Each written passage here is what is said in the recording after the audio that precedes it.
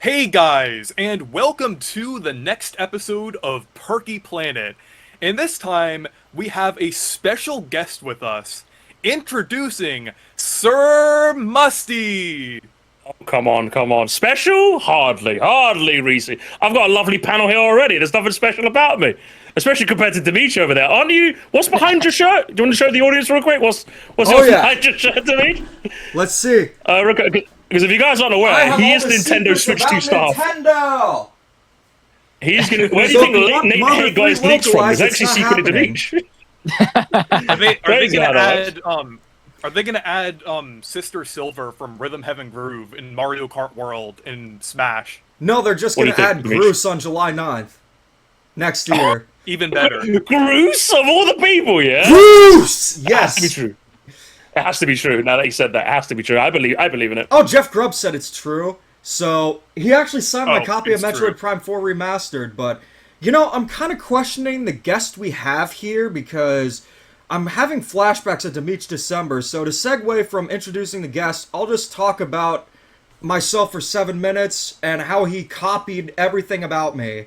So, Musty, I made Nintendo content. You copied me.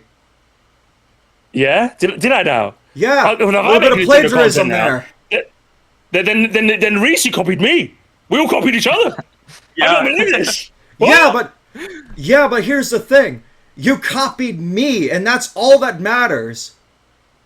But for the sake of this podcast, I'll make this 7 minutes about a minute. So, Musty, great to have you on here, pal. You're the Sonic to my Shadow. And I hope I'm Shadow because I'm emo. Okay, I'm glad that you're Shadow because I've had experience with people insisting that I'm Shadow in the past, and I'd rather not get into that right now. I'll be but more it's emo lovely than to be you here, ever gents. will be. Indeed. It's lovely to be here, though, gents. I'm excited to see what have we got cooking. What's on the docket, Reese? What's topic number one, eh? Yeah. So let's get into our unhinged memes first, as we always do. So mine. What's yours? So here's mine. When YouTube ends, the credits will roll over the guy leaving the zoo. Pewds bro-fisting the camera, and most importantly, the Goomba will be set free from the pipes. After all those discussions about Princess Peach and all those other things over the years, he'll finally be let free from the pipes. But what would he do is the question. Retired PewDiePie in his grown age will be the one to set Lonely Goomba free. I didn't know that. No, but when the Goomba is not between the pipes anymore, what does a Goomba do? Because, I mean, actually you see what happens in the Mario games. They kind of like need the pipe. Oh, that's true. Is he going to walk off a cliff? Yeah.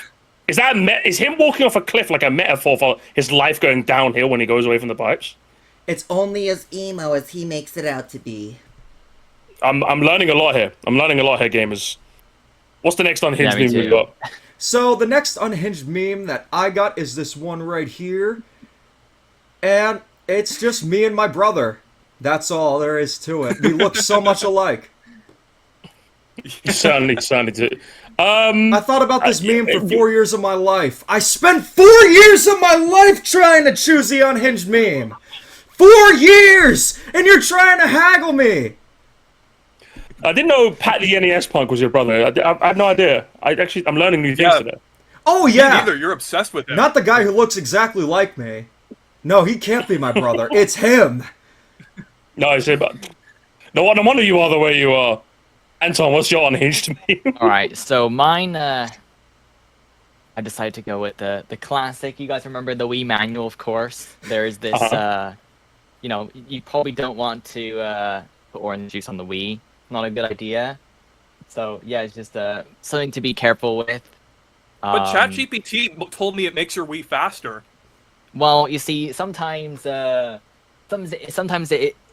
is a little not always correct about certain things, and it will it can a little bit gaslight you, which is not the best, but you know, with my experience using it, sometimes it's it doesn't like certain things. Are you sure you don't want to take a break, Anton? Like, you want to take a break? Do you want to take a break by any chance? Do you want to take a break? The Wii was very good at telling us to take a break. Do you want to take a break? Should we take a break right now? Yeah. I mean, the virtual voice says that too, as well. Even Lubba needs to I tell haven't you. used it as long enough to use. Even Lubba tells you need a break. Guys.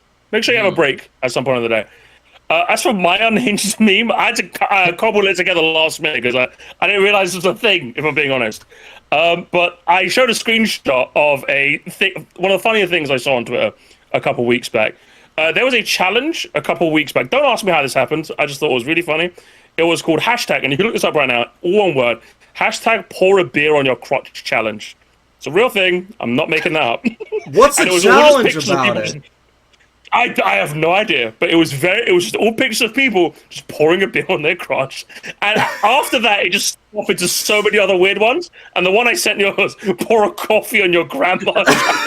Which again, if you look, not fake, all one word. If you look that up, you will find images of people just pouring a coffee on their grandma, and it's probably one of the funniest things I've seen on Twitter in recent weeks. So that's my meme I brought to the table. Yeah, I'm always intrigued by your Twitter feed because, like, you bring it up on stream sometimes. It's always like you always have the most unhinged. Like, it is like a really nice mix of like brain rot and like actual like stuff. I love my algorithm so much. I hate good Lord knows I hate Elon Musk's Twitter, but god damn that I've crafted that algorithm with bare hands recently, and I will make it work for my benefit. I will. But let's move on to our Nintendo/gaming news of the week. And the first one we have is Xenoblade Chronicles 2 Nintendo Switch 2 Edition is out now, and I haven't had a chance to play it yet. I know I'm a big Xenoblade fan, but I've just been too busy with other games lately. But now you know how I feel. You haven't finished that one, Reese. You need to finish Xenoblade 2, the only one you haven't played, and you got to play Torna as well. Did you skip that? Torna's really good. Actually, Anton, are you a big Xenoblade guy? Yeah, I've played all of them. Well, actually, maybe X is the only one I haven't really fully gotten into. But I played all of them. It's probably one of my favorite Nintendo series overall. Really? Interesting. Yeah, what about you, I Demeech? wasn't. The series itself, like I wasn't really I wasn't really into it before like Xenoblade Chronicles Definitive Edition because I was always like, I know it was a bit kind of the long game, and I thought it was maybe a little too complicated with the mechanics, but then I tried the Wii version and I really liked it. So that's why I kind of got into the series. So now the only experience I've had with Xenoblade is Xenoblade Chronicles X, and I enjoyed what I played of it. It's definitely a game I want to revisit. I'm just a little intimidated going into games like Xenoblade because I know they are like 200 hours long, and I know I need to invest a lot of time into them. And it's like, how can I fit my Cereal Box 3D platformers in when I'm going to be playing that game pretty much mostly? But from what I played, I really want to check out the series more, and with these definitive editions, it's really just giving a push for those who might not have played the games to expect or like actually play them in 4K, which is going to be really nice. I love myself the 4K and 60 frames per second, and honestly, it's a game changer for almost any Nintendo Switch game. And it's also quite interesting in that, also with the new game coming out as well, they're really pushing it as one of their like big IPs now, aren't they? Which is a shame because I've never played any of them, and I just love to slander Xenoblade fans whenever I can on my live stream. It's one of the recurring jokes I have. So it is very fun. At the expense of you, Anton, I don't apologize at all. But it is a series that at some point I will get into. Just not at this point. But it's quite cool that... I would say that the first game is definitely my favorite because I like how simple it is. Like I find, especially with Xenoblade 2, which there's just too much that like you won't even touch some of the mechanics in your playthrough. That's a big problem with that game. 3 I find is a good balance, but I think the first one is just a simple enough RPG where there's not a whole bunch of stuff there that is too complicated to understand. I find the first one's very accessible, and I think they did a really good job with that. And even the definitive edition, the Switch 2 edition, because of course they have to have the longest name possible. I think they did a really good job with just adding the ability to speed up now through. Is it true they added Mario Kart to like? I tried it. Yes, they did. Yeah, it's actually really fun. It's interesting. I thought that was a joke when I saw the screenshots. Really? Yeah. No, I did a whole stream. playing through it, and it's actually pretty fun. It's basically they take the maps from Mhm. each of the locations in Xenoblade 1, and then you get to play as each of the party members. They each have different stats, like in Mario Kart, and it's kind of crazy. It's like you have to collect these crystals to get combos, and that like helps you get like better scores and better times, and you go through different Interesting. checkpoints. It's like, and then you race against the other party members. It's like something that you wouldn't expect to see in Xenoblade, but Yeah. I'm glad that it happened. It's just so Is it because they just multiplayer like at all, or is it all just like single player? it's Yeah, just single player, player. right? Oh, okay, But I got it. I was just really curious. hope they add a multiplayer option at some point. I know Monolith Soft does like to update the Xenoblade games and add stuff to them, so I'm hoping at some point they add multiplayer and like online multiplayer, because that would be really fun to play. And play you online, could trust them to honestly. do it because like Monolith Soft seems like one of the companies to beat at the moment with like their output and their consistency. Like, I don't think there's anyone that can Oh, really yeah. match them in terms of like those two metrics right now. And they work well with Yeah, any genre, exactly, yeah. too. Yeah, honestly, like, they're Yeah. probably the best acquisition Nintendo's made. Honestly, they'd consider themselves lucky for that. Yeah, Hmm. and like even looking at the Xenoblade 2 Switch 2 edition, they added like a new mode where you can kind of like go off. I think it's like some I couldn't like, even find that mission mode. thing. It's Like, I like couldn't find it. You I go don't know off how to with, get like, to it. Yeah, you go off with like a bunch of blades that you have, and then you like play as them, and then you do like different missions with them. Then they also added a new blade based on, I think, Momo from Xenosaga. Yeah, I thought that was cool that they're like acknowledging some of the other like Xeno games before Nintendo started publishing them, like before like Really? Xenoblade. So, because Interesting. if you didn't know already, like Mustine to Demeech, since you're not as familiar, Xenoblade is actually a part of an overarching franchise called just the Xeno franchise in general that starts with Xenogears back on the PS1, and then there's Xenosaga, which has a few games on the PS2, and then Xenoblade is when Nintendo started publishing them when Nintendo bought out Monolith Soft. So it's like Oh, I did one not big know that. franchise. But they're like Interesting. mostly pretty separate, but there are some Yeah, similarities like, between them, similar the- themes and things. Like, to me, I don't really say that those are like super canon to everything in Xenoblade. I know that people are like, oh, they are, but in my opinion, I don't really think that, to be honest. I treat Xenoblade as just its own separate thing, and maybe Xenoblade Genesis will also be its own thing as well, because it does appear to be a little different in terms of some of the style there, but and even the name too. Interesting. Yeah. I'd love to get the series a try sooner rather than later, but until then, I'm just going to keep making fun of all the fans because I just think it's very, very funny. I'll be honest. I'll still stand by the fact that Xenoblade Genesis should not have been in the middle of a direct out of nowhere. It should have started the direct. Yeah, I find that's a big problem. Even Nintendo hates your series. Just to clarify, even they hate you. Like, I find a big problem with Directs for the last 5 years is that they used to be, especially like 2019, 2018, they used to have a little bit more of a better sort of like beginning, like opening and closing. Whereas now I just find that they throw whatever they want in the beginning sometimes or the end. I find that the structure of the presentation, it needs to be a lot better. I think, Oh, for you sure. know, yeah, I remember like one year they opened up with Scarlet and Violet randomly, just showing it. You know, then another year they showed. I think one time they did Monster Hunter at the beginning, or you know, it's all just random, and I think they need to really nail that proper. You know, because even with the direct we just got too, it's like the first half was like I was like, okay, where is like a Nintendo published The games. Yeah. The games. Yeah, I was like, where are the games, right? And then I saw just for Super context, Miku, for and people I that was yes. forgot the E3 season that passed by, we had 3 other like showcases that had like a bunch of new games. So it also added more pressure for Nintendo to like show like some new stuff. And it was either Yeah. a lot of it was just okay, we saw that in the other presentations that wasn't as exciting, you know. I'm just like, which made what? But at least you got a couple minutes of thumb wrestling though, right? With Koizumi. I mean, yeah, we got Yeah. something. We got something. Come on, thumb wrestling. You're excited for that, right, Demeech? Switch, Wah, your wah, favorite, wah. your favorite game got a sequel. Come on. It's always just gonna be Wii Sports Resort with an ugly mustard stain of the Sportsmates. So, yeah. Unless there's a mode to change it into the actual Woohoo Island, I'm not interested. But actually, all jokes aside, I think at best, this game will be like 7 out of 10. At It'll be worst, solid, yeah. it'll just be a mediocre collection of games. I don't think it'll be as bad as the original Switch Sports, but considering how great Nintendo has been listening to feedback, I'm honestly more stunned than anything that the Sportsmates are coming back, considering that was the main problem that people had with Switch Sports. I guess they just really love these designs and they want everyone else to be forced into loving them. Yeah, they love the Yeah. sports mates as much as we love Oh. French fries. Well, we guess do of love course, French like- fries. which is what Mario Kart is. Just to give everyone the context, Mario Kart is in fact French fries. It's interesting, though, you know, like you would have thought, yeah, with how good they are listening to feedback, it was interesting that they kept harping on the sports maze. I just think, I don't know what it is. I don't know, like I'm not even that big a me guy, so like seeing new designs like doesn't really mess with me as much as it messes with a lot of people who the Wii was the childhood. I spent ages staying up and making Mii's. That was not really me.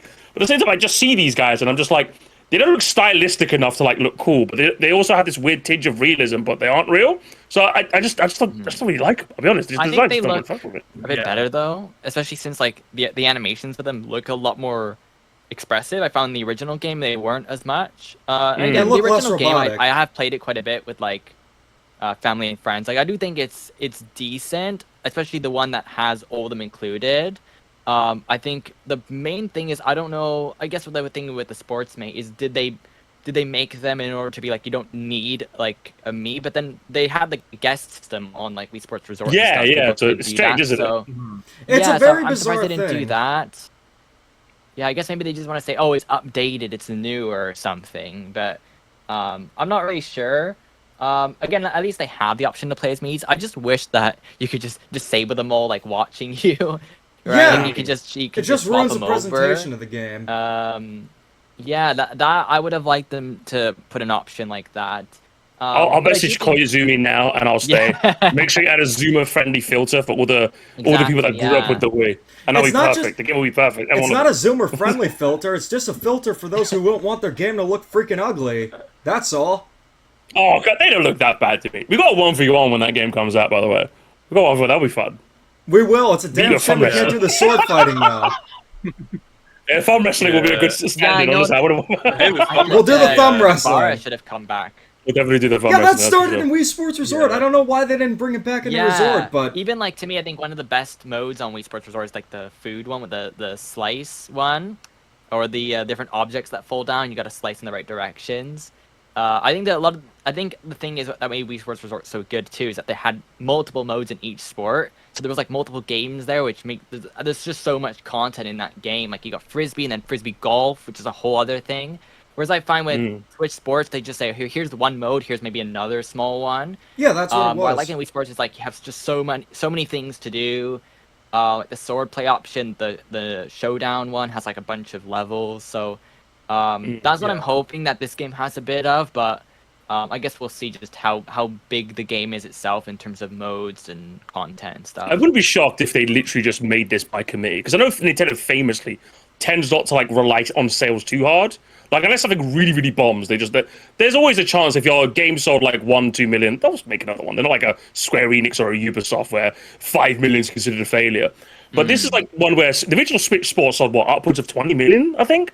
Yeah, So it think did really well. It did really, really well. So I genuinely wouldn't be shocked if this was a simple case of why, like in the same way that the booster course path for Mario Kart 8 was like supposed to tide us over for Mario Kart 1 because we're still working on Mario Kart 1 at the time. I wouldn't be shocked if this was just more of a, well, the first one sold gangbusters. Well, why not? You know, I wouldn't be shocked. Yeah, I guess anyway. they did the same thing for 1-2 Switch. I don't know if that worked out super well, but I don't think. It's just so I don't know. weird. Just, It's a very weird thing because that's like one of the weirdest. Tomodachi Life, Living the Dream, released in April, which was not a long time ago, and then they revealed Switch Sports Resort, showcasing the sports mates. It's just like, I've just accepted that there's no logic with Nintendo. You just gotta accept Yeah, they're a there's weird none. company that will do their Yeah. own thing and nothing makes sense. Yeah. I think everyone comes to that same conclusion eventually. You know, it's just now that you finally reached this, like, oh, Demeech, welcome to the party. Welcome to the Nintendo Weird Party. The party hats are on the ceiling. The Joy-Cons are drifting over there. Miyamoto is in the corner, zerking it as he was in the Direct. We got a lot of weird stuff here at Club Nintendo. Join in, Demeech. But I wanted to say about another news topic that also has to do with a tropical island that's also kind of weird. Super Mario Sunshine is coming to GameCube NSO on August 13th. Oh, And- I told you not to bring this up, man. I'm leaving. I've got PTSD. I can't believe this. Wow. That bloody game. I don't like it. I don't like it. I'm upset it's coming back. In all fairness, I think this will finally. Firstly, they remembered to actually release a game on there. Well done, Nintendo. Bare minimum. And secondly, if you have 3D All Stars, you must feel like you got ripped off a little bit, surely. Like a No. little bit. Yeah, Well, at least it's in widescreen. That version's in widescreen, okay? Yeah. So, Yeah, I mean, the- There's there's the that, code. right? There's the code. There's the code. It's in widescreen. I swear, it's in It's a widescreen. bit better. Hey, at least it doesn't have the weird microwave border on the Yes! sides of it. The microwave borders. Yeah. I think Musty just likes playing ugly games. Oh, the sportsmates aren't that bad. You're just Zoomers nostalgic for the Mii's. And now this. I like I like the playing microwave artistic borders. masterpieces. I like the microwave. I You don't, like the I don't know what microwave it is, but borders? I like them. I like the microwave borders. Yeah. How about that? I'd say we I get in like the them, I ring at love too them. many games. That's what I say to the microwave No, borders, and you've gone too Hey, far. if you're editing this, we should put a microwave border around me. Put it around my camera. You know what? That's how much I love them. All right. They'll be on either I will side. see you at too many games. You do not use microwave borders. I will do what also- I want. Okay. Go on, Reese. But also, along with this Mario Sunshine announcement, they also released that summer wallpaper that they usually do with Mario. And this time, they actually created one of like the art pieces for Super Mario Sunshine that was like I think a wallpaper way back when Sunshine released. So I thought that was pretty cool, and it's in like the modern 2D Mario art style. And there is one thing that I've seen a lot of people talking about with this one wallpaper, and that is the fact that it is missing a certain old elderly Unk Toad. But honestly, yeah, it wasn't yeah. worth their time to include it. Nintendo hates the elderly. Anyone? No? Can't believe this. I will say, yeah, the erasure of Toadsworth has been one of the strangest things in like this Mario space in recent years. Yeah. I don't know why they hate him. There's been a couple of theories flowing about, but I think we just have to ask Miyamoto himself. Like that's the only way we get an answer at this point. Yeah. Yeah. Like I initially thought it was because of like that weird like Mario mandate whatever thing where they were like only really kind of acknowledged New Super Mario Bros. In the 2010s, which is ironic since Toadsworth was in New Super Mario Bros. On the DS. But like I thought it was like because of that at first, but now that we're in like a more kind of creative, wacky era of Mario with stuff like Wonder, Mario Kart World, Brothership, it's like where he's still not back, and it's like at this point I feel like they either just retired him as a character, like they maybe like found like I guess like Captain Toad or like Toadette kind of like is taking his role a little bit, or it's like if they are planning on bringing him back eventually, they just want to bring him back in the right way. Because, like, I mean, before Toadsworth, like, I mean, I liked him as a character, but he didn't really do too much. So I'm thinking, like, maybe if they want to bring back Toadsworth, they want to bring it back in a way where he has, like, a more updated personality, maybe, like, a slightly tweaked design, like, something that's a little more interesting that Nintendo would kind of want to fit him in the cast of, like all the main Mario characters, and they'll bring him back in like a big way. Maybe not on the same level as like Pauline, but like maybe like kind of a smaller thing, like how they did with like the some of the weird enemies returning in Mario Kart World, or I guess I'm trying to think of another example of a character coming back, maybe Foreman Spike, but like just bring them back in like a somewhat interesting way. I'm thinking that's probably what they'll do with Toadsworth. I think that's why he's like not appearing in anything right now. Sorry, you said you mentioned like games such as like Mario Odyssey. Now all I can do is just imagine a rendition like that sequence with Pauline with Toadsworth, so it's jump up Uncle Star instead of Superstar now. something and it's just their old man Toadsworth on the mic. Something like that. Yeah, it would be really cool if they brought him back in an interesting way. But I want to be honest, I just think they forgot about him, just like they forgot about 3D Mario. To be honest, I just don't think they'll do anything with him. That's my theory. I think They you were took onto our something with the Wolfgang Captain already Toad moved. theory. Because when Nintendo gets rid of characters, they usually have another character that replaces them doing a similar thing. Like, that's why Diddy Kong replaced Donkey Kong Jr., how Bowser Jr. replaced Koopa Kid in the Mario Party games, and Captain Toad and Captain Toadette essentially just replaced Toadsworth. Like, they have a new leader of the Toads. That's pretty much what happened, unfortunately. But I'd love to see them bring him back in, like, a grand way. They could definitely do it. I just didn't know Toadsworth had that many fans. I'll be honest. I didn't realize. I well I was in the Toadsworth fan club. I'll be honest. Anton, how do you feel about him? Are you a big Toadsworth guy? I guess they kept him for Thousand Year Door. I guess they had to. So he did appear somewhere, I guess technically, but yeah, maybe he moved. Maybe he moved to the Bean Kingdom or something. You never know, right? Maybe he's just retired. You think they'd get rid of him in the Thousand Year Door remake if they could? Do you think they do that? Maybe I don't know. Maybe. I mean, luckily we didn't see any changes to that game because I don't think they would really have to change anything. But I have a theory.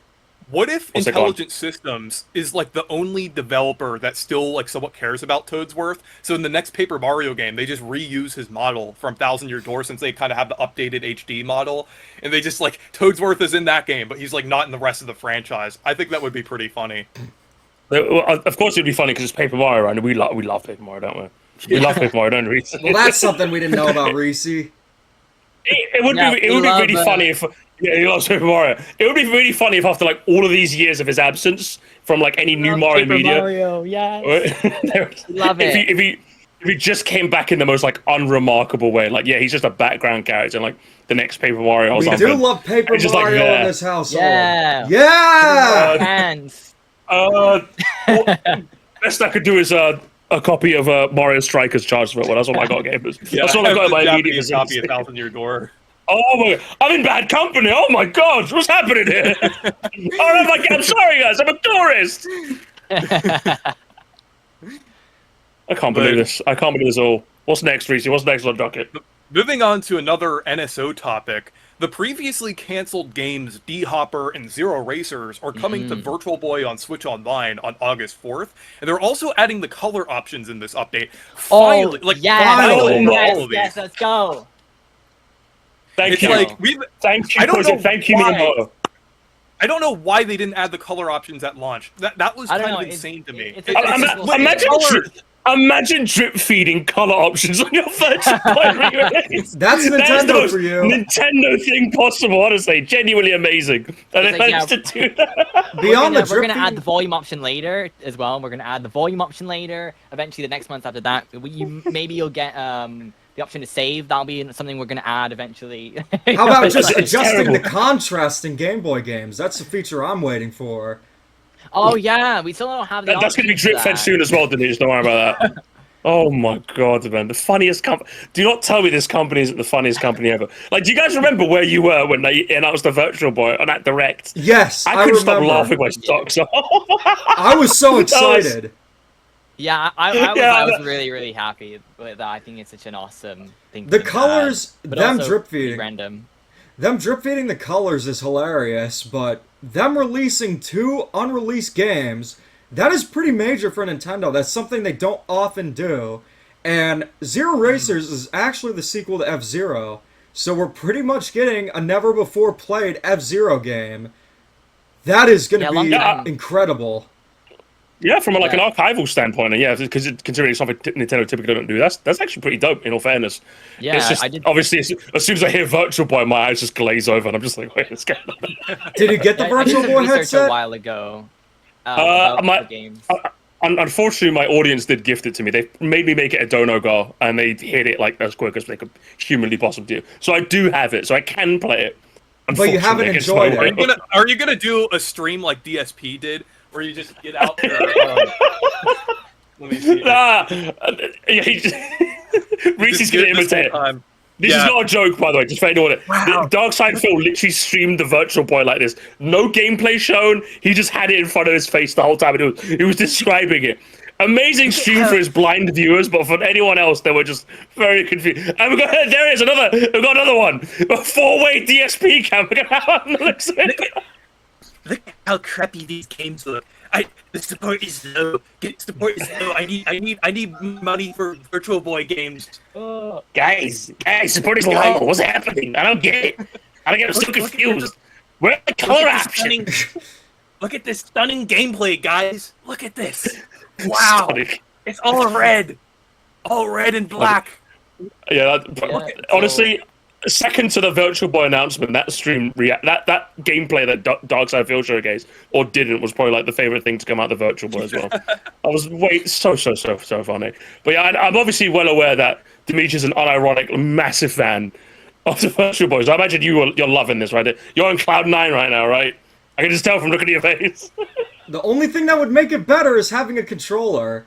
Which I think at some point they will like release a Virtual Boy controller.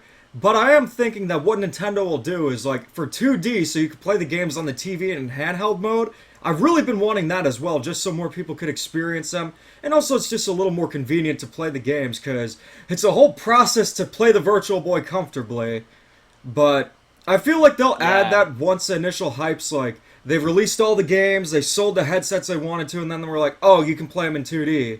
Kind of a scummy move from them to sell the headsets, because you could play all the other Switch Online games without getting the dedicated controllers, but just them bring back the Virtual Boy.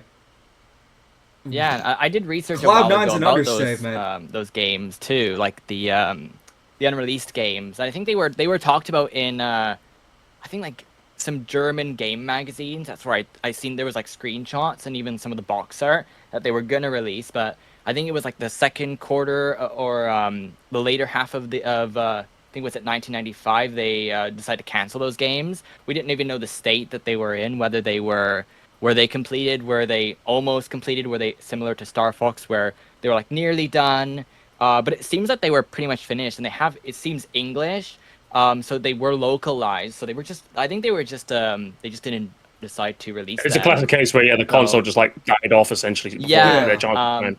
Yeah, unfortunately, the system didn't sell well enough for them to warrant that. So it's quite unfortunate, but it is cool that we actually are going to see these games. I'm very interested to see what they are like, and it's cool that everyone gets to play them.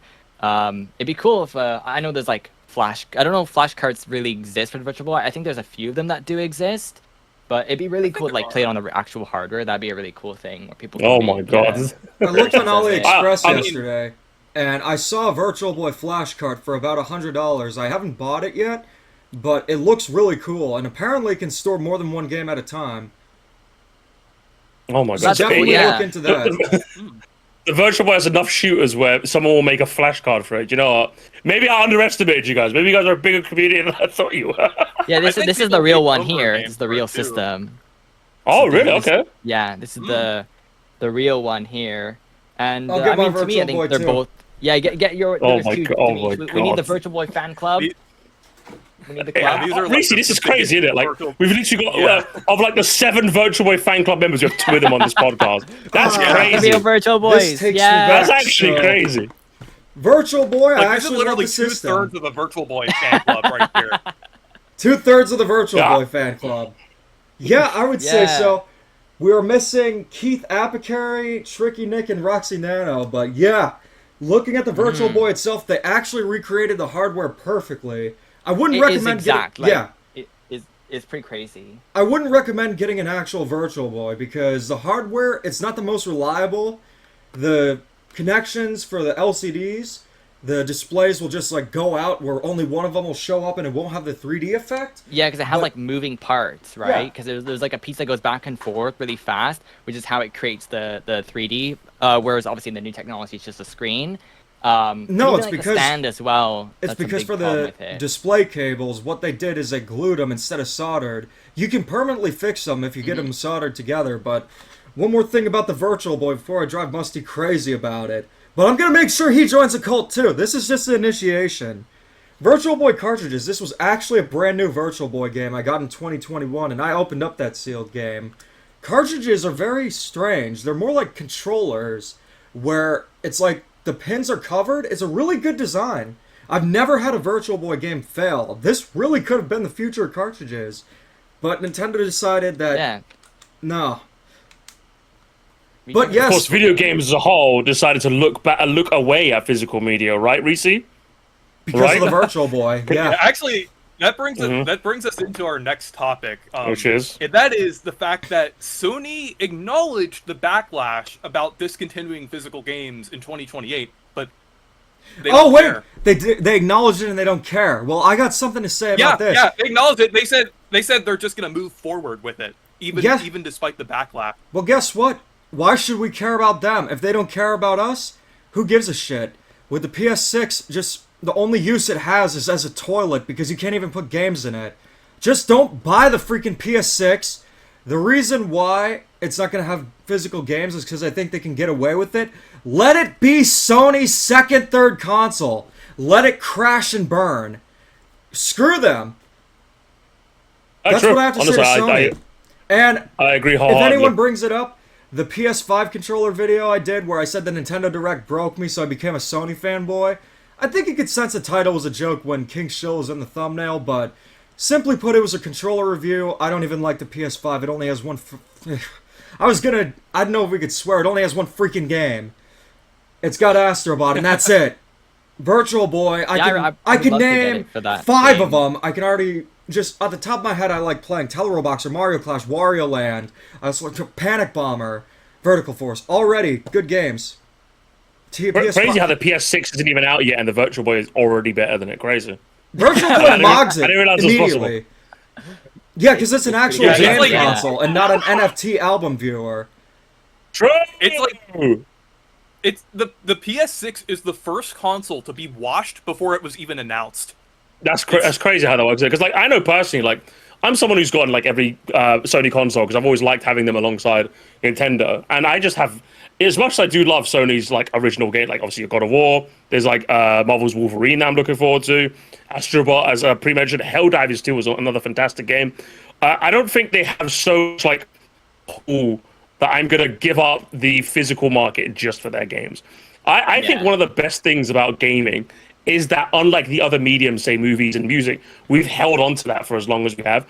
And I genuinely think we're kind of now at a crossroads where I know digital media is very convenient. I own digital games as well. I would say I'm like half and half when it comes to my physical games versus digital games.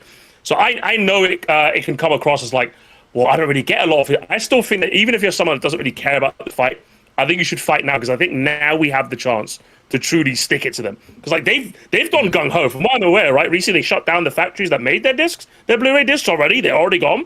So that's what I was aware at least. So they really believe that we're stupid enough to fall for this. And I think what they think is the budget that goes into disc distribution will be offset by the amount of digital sales they can make. But I think once people realize just how expensive it is to be digital only, like, and having no option, I think that'll turn away a lot more people than they think it will. Because I think a lot of people appreciate. Because I think one thing I think they neglect is I know a lot of people have the digital only PS5, but like, how many people are really spending a lot of time playing digital games on it? Like, I know personally, I'm just basing this on my personal experience. I know a lot of people that just have a PS5. They just play like Fortnite and like Call of Duty, and that's it. Yeah, that's my what I was going to cousin. bring up My too. cousin, So my then, cousin's like, 9.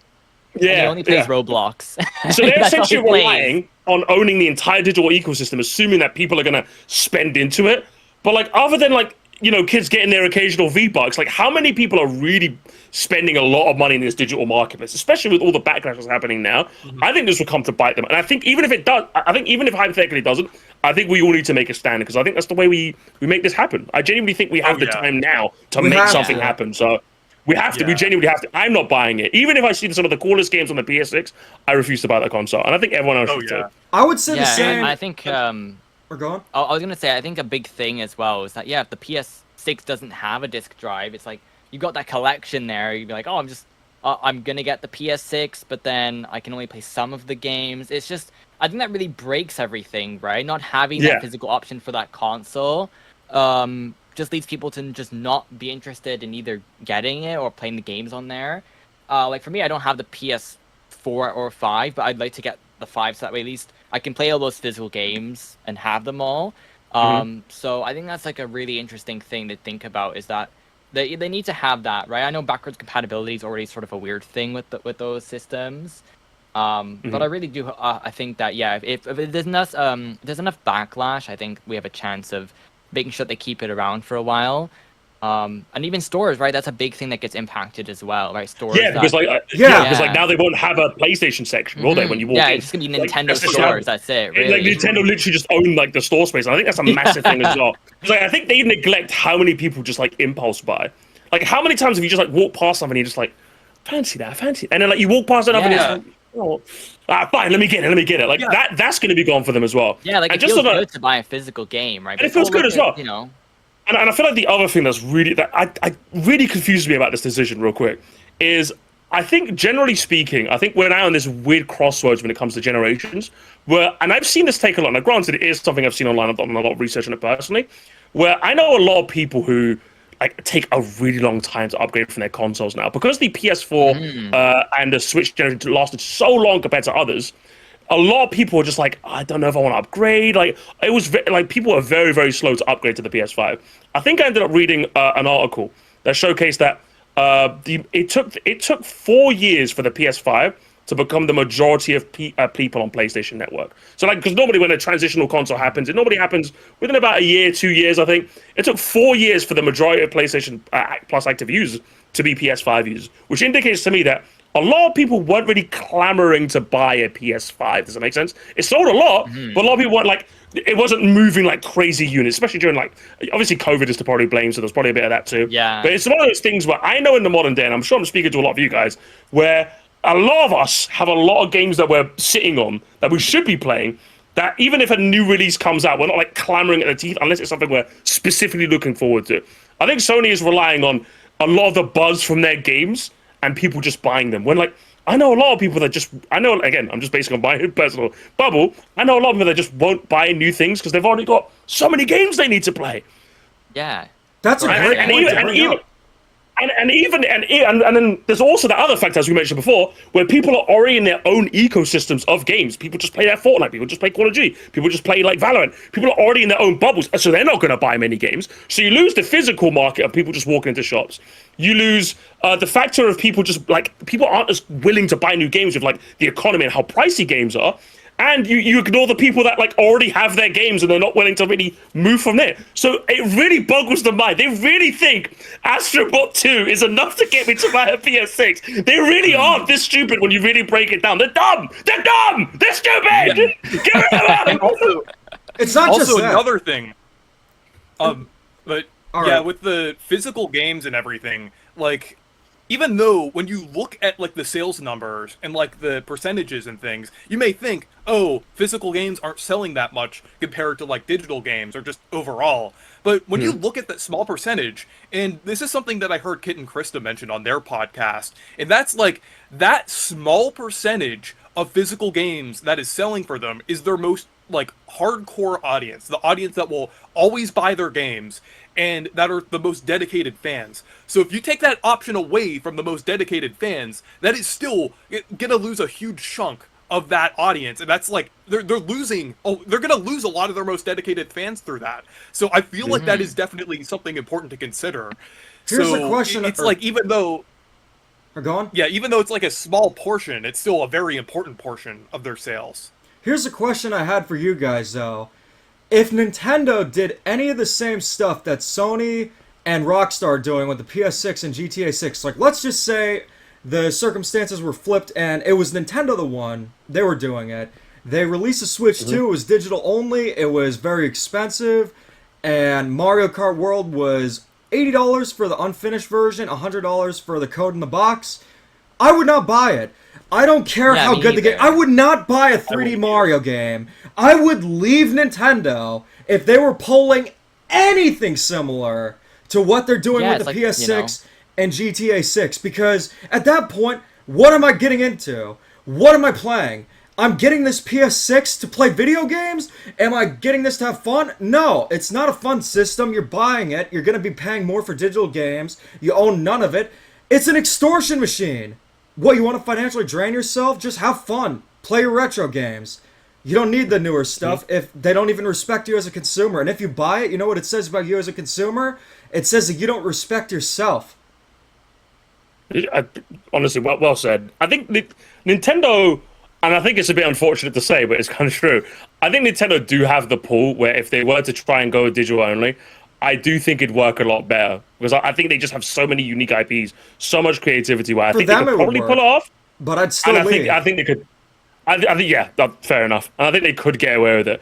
And I think but I think it's one of those things where if they pulled that and pulled the kinds of things they're doing with GTA 6, I think at that point that would be my last straw personally. I think a digital only like Switch 3, I would be like really hesitant to buy it. If Yeah. I'm a content creator, I'd probably like buy it for maybe just content and that's it. I would not like if even that.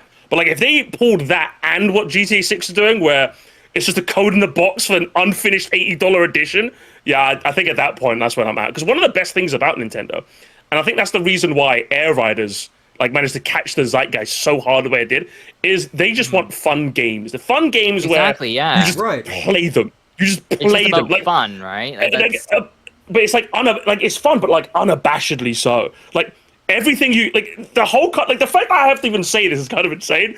But in the big multiplayer games that exist now, how do you get stuff?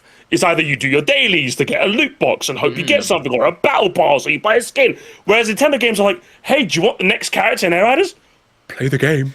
Duh. I mean, they're looking at you like you're the idiot. You think you're like, you're whipping out your wallet like, oh, do you like? Well, hang on.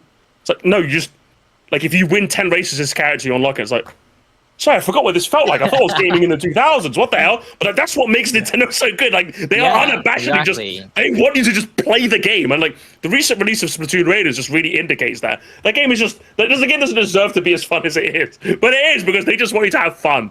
And that's what makes them so unique. Nintendo. They know how to put out amazing games. And if anything, Rhythm Heaven Groove is a complete antithesis to GTA 6, where it's a $40 physical game. It has loads of content, and it's just pure fun. It's what a video game should be. Exactly, yeah. Nominate Rhythm Heaven Groove as Game of the Year with a hashtag Groovy Game of the Year. Let's go. Best family I will game say Game this about Awards. Sony. Let's go. I got one more thing to say about them. They've always been overrated. They've never had a pull. 100%, Sega has. That's why I go back and play their old games, because at least they have the IPs and they actually cared about their games and like creating series. But Sony, it's just like, to me, okay, what third-party games, what FIFA games can be put on the system? Let's not make anything except for Astrobot to like throw a bone to the players. But even then, it's just like Crash Bandicoot and Spyro. Those were Naughty Dog. What first-party games did they have? All Sony did was copy Nintendo, and that's how they gained success. Name one of their innovations. What, CD gaming? That was done even before. They can go to hell. I guess to me, the thing is that like I find the PS1 and PS2 is probably like the best of Sony. I think I don't even care PS1 if they're had a the lot of best of weird, Sony. It's like, creative even if they're the games, best of them, the N64 will still kick the PS1's ass any day. Yeah. GameCube, But I PS2. there was some great stuff. That's fighting words. I was a PS1 kid, I'll have you know, to me. Just fighting words right there. I know you hate the PS6, but you leave the PS1 out of this, all right? Yeah. That's my favorite Spyro machine ever, okay? You leave that alone. Fun. You have fun with your Spyro machine. I'll have fun with my Conker's Bad Fur Day, Banjo Kazooie, Donkey Kong 64, Diddy Kong Racing, so many more machines. 3D platform slot. 3D platform slot doesn't count. Yeah, I like then the what weird is games that they Spyro? used to make from the Japanese studios. I thought it was really interesting. Like, He's way more fun. I'm sorry. No, it's okay. It's okay. I was just saying, I really liked the when Sony used to make just smaller games, like stuff like Parappa the Rapper. You had stuff like Roko. You had stuff like what's it called? Like, I mean, Patapon. I guess that now is a Bandai, but a lot of those games that were really interesting that they made exclusives and that used the hardware and stuff. It's very interesting, and it kind of sucks that that element of Sony's kind of just really gone. They got rid of a lot of those studios, and like IPs especially like used Japan anymore. studio shutting down. Yeah. I was going to say that they made some of the recently best shut down. stuff. I'll Japan say studio, this. yeah. It doesn't matter that they have one good game. It doesn't matter that Astrobot's a thing. It's one bone and an entire console generation say, hey, look, we know how to make these games. We just don't really care, but we want to prove that we can, so we'll put this out. Yeah. And it's just I would like even to see some of their older franchises come back, and for them to make a proper library of games. They're not really interested in doing that. They're just like, here's other third-party games, and you just buy the console, and that's kind of it. I think they really, it's too bad they don't have those studios. And I mean, Xbox is the same way. They just got rid of like Hi-Fi Rush, which was a hit on their platform that could have just been a game in their portfolio of library, of their Xbox exclusive library. And they're like, nah, we don't need it. I don't understand. Like, to me, I think Nintendo is very smart with the fact that they had the exclusive library, and that's what gets people into the ecosystem. I think it works really well. So it's unfortunate that these other companies just don't really care about that anymore. And the worst part is you can't even say they haven't had them in the past. Like, for example, like Halo was massive on the Xbox. Yeah. Massive. The fact that that game is now considered a joke in the modern gaming space is genuinely one of the biggest like fools from grace you'll ever hear like in your life. I mean, Halo's right? on the PS5 now. So that's what I mean. Like, its star has faded so hard. It's on its rival console. And like during this time of like early PlayStation, early Xbox, they had that chance to build up that portfolio of IP that maybe could have made their system like the system. You buy it for their system. Yeah, In the yeah, same way, yeah. like Both of them you could buy a have. Nintendo console for Nintendo games. I love the fact that the Switch 2 also has amazing third-party support, and I've really been championing that. But like at the same time, you love the fact that it has Mario, it has Zelda, it has Metroid, it has Splatoon. Almost every genre is like unbelievably covered by this suave brush, and yet Sony in their like greatest in their greatest mental faculties decide to shut down Japan studio. And even they admit, I think in the press statement, that Sony don't really want to make AA type games anymore. They just they're not interested in that. And how's that worked out for them? What's Naughty Dog been doing? Oh, they skipped the whole generation because their game got delayed. How's that working out for you then, lads? So even if they were going to go massive AAA, it didn't even work for them this generation. We haven't had, what's it called, Interstellar? That was the game that Naughty Dog were working on. That's been delayed. That's going to come on the PS7 at this rate.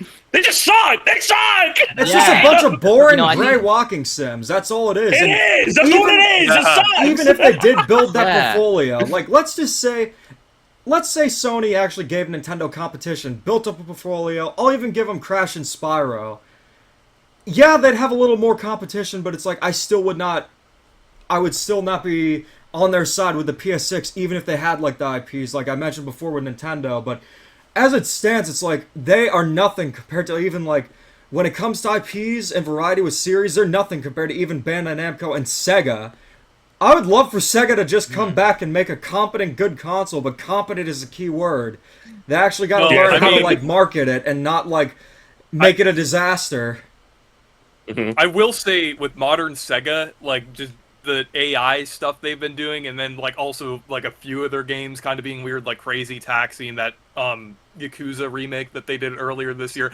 I don't exactly trust them either at this point. Like I don't think they could really maybe like Hello, weird. I'm not like a big like Sega enthusiast. I played I play a decent amount of games made by them, but like it's like there could have been another point in time over the past 20 years they could have done something, but just now it does seem like I feel like they kind of have to build up a better reputation again before they can do that. I would still say they're better than Sony in a lot of ways in terms of their business practices, but still it's just like with a lot of their games being like, aside from like Cross Worlds just being either like mediocre or controversial or having a lot of issues, I feel like I don't even like trust Sega at this point, honestly. Well, with Maybe mismanagement, Bandai Namco, but with mismanagement and AI, Sega really has a lot of things to work out to make the definitive platform to play brain rot games. But in terms of like Xbox, they could have utilized the rarer IPs and they could have had their own like ecosystem they didn't really care about doing. That's what happens when you just go for the shooters and the sports games. The people who play those games aren't obsessed with games like we are. They don't care about them. They just are like, oh, this is going to be fun. I'll slam a 6-pack of beer and then play FIFA or Call of Duty. It's not like, did you know that Rhythm Heaven has this character that's only in the Japanese arcade version? Like, we know that stuff, but it's like we're capital G gamers, aren't we? We're real gamers. They're fake. Yeah, It's I for them. definitely know that piece of trivia that you specifically mentioned. PlayStation is just like, it's just a brand to play a console. It's like generic video game system, like Great Value Gaming. It's just a video game system where you put in games that are available everywhere else, just like the Xbox. But I think that summarizes it for Sony, because I have not unleashed Demeech's fury in a long time. Damn. Pokemon suddenly looks good. Pokemon. Thank you. You're on my side. To meet that bit. Scarlet and Violet will do another playthrough together. Oh my god, that'd be great. Honestly, that'd be Musty, great to meet. I would rather do a playthrough yeah. of Scarlet and Violet with you than ever get GTA 6. Although that would be a hilarious live stream. That is that's how mad I am. I would literally just send myself into psychosis playing Pokemon Scarlet again. I mean, it's not that bad now on Switch 2, I think. We'll play the original Switch 1 version, like on the buggy that Switch makes I can sense. find. That makes sense. Yeah, I'll find a Switch Lite as well. I'll find like the worst Switch we can find. I have a Switch Lite, so yeah, we could do it on that. Actually, you know what? If it's a live stream, for the live stream for the Switch Lite, it would just be me playing it, where no one could see the screen, and then you like comment. Amazing. Amazing. It all comes around full circle. That's why this podcast's amazing. What's next on the docket, Reese? What have you got? All right, what's next? Speaking of Pokemon, Pokopia is releasing the Bubbly Basin DLC this coming week on August 5th.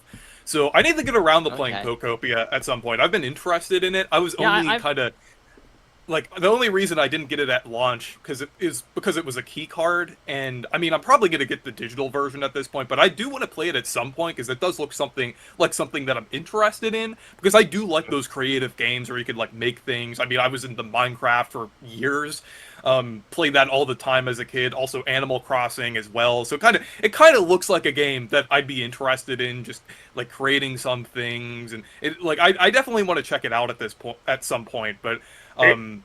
It's got a pretty cool gameplay. Is that Anton's gimmick, by the way? Like anytime we bring a game, he like runs to the background and goes. Yeah. Ooh, yes. Nintendo World Game. Championships. I have game. I All have right. game. Yes. How about this? Nintendo World Championships. Surprise at Dinosaur Peak. Game Boy Light. Oh yeah, I have to just grab all those things, find them all. Like, where is it there? Random, and he has to go grab it. If you don't have it, you need to get kicked off the podcast. Yeah. Then But I have to as put it for on eBay. as for Pokopia, I played a bit of it. I really, really did like it, but like I kind of had to stop playing because I was in a busy time in my life. It was one of those games where I started playing at like I think 10 at night. It's normally around like nighttime, winding down for the night. I usually play games for about an hour and a half before I go to bed. I started playing at 10 at night, and I think at one point what happened is I tried to construct a house, and they give you the real time when it's going to be done. So I think they said, oh, this house will be done at like 3:16 a.m. And I'm like, oh, that probably means that it's going to take a couple of hours, right? I checked my Switch, it was 3:06. So I'm like, oh, it's one of those games that will just like absolutely consume your life. So I had to stop playing it. Now I've got a bit more free time, so I actually might get back into it now. But like I had to stop playing it because it was just that crazy. And from what I've heard, the story gets really, really interesting. So I am going to pick it back up at some point. Maybe I might stream it too. But That's a I'm problem. really excited to get back around to it. That's a problem I faced with the Switch too, where it's like there have been so many great games releasing, it's so hard to choose what do I play, because I've literally had Splatoon Raiders here and I've not played it because I've been so hooked on Rhythm Heaven. You need It's to like start it. It's so good, man. You gotta play Raiders. Yeah. You gotta play it. this is Musty, you have to wow.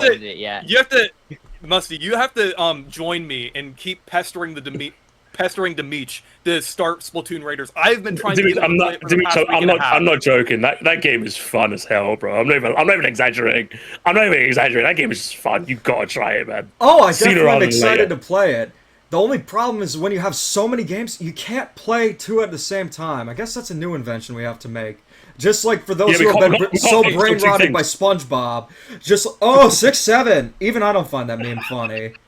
I just had to do it for Oh, your come on, benefit. it's a good one, man. I love a bit of 6-7. I'm But more of a I think Toon that segues Sahur guy. perfectly to.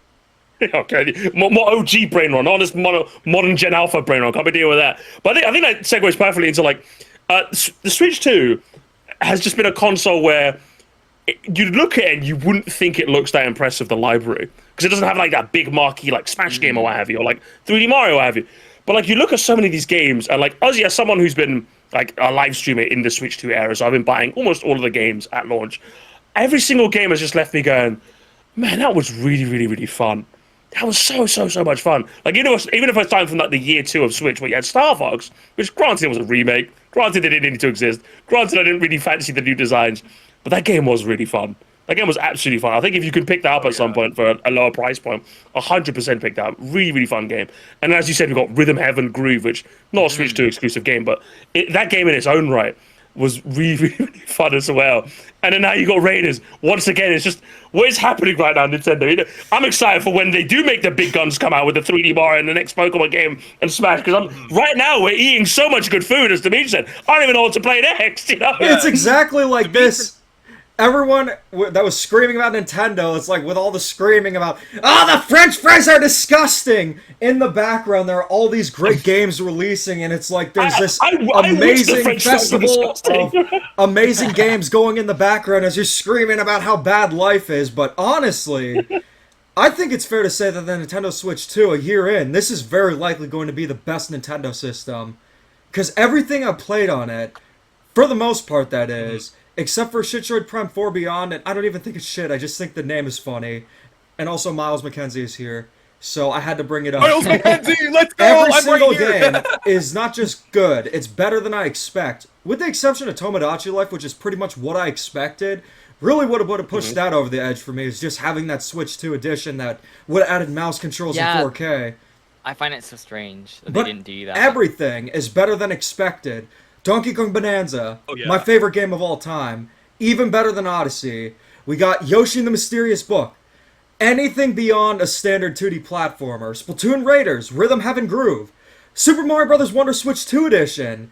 So much stuff to play, so many great games. It's like, how can you be furious at Nintendo? This is why this is why I criticized Nintendo so much in 2022, because they were doing a lot of things I didn't approve of, because knowing them and loving their games, I knew they could do a lot better. And now it kind of feels like I'm seeing the results of just the feedback that me and other YouTubers were leaving back then. And it's just surreal to see, and it's like, okay, well, Demeech's fury might be gone for Nintendo games, so that fury, I can channel it all into the PS6 and GTA 6. And I think just to quickly cut in, I think I would argue that, as Demeech said, I think this is probably like the best era to be a Nintendo fan. Because right now, if you were to get a Switch 2, you have the entire Switch 1 library just right there. Presumably at lower price points if you can get them secondhand from like anywhere near you, right? So you've already got that.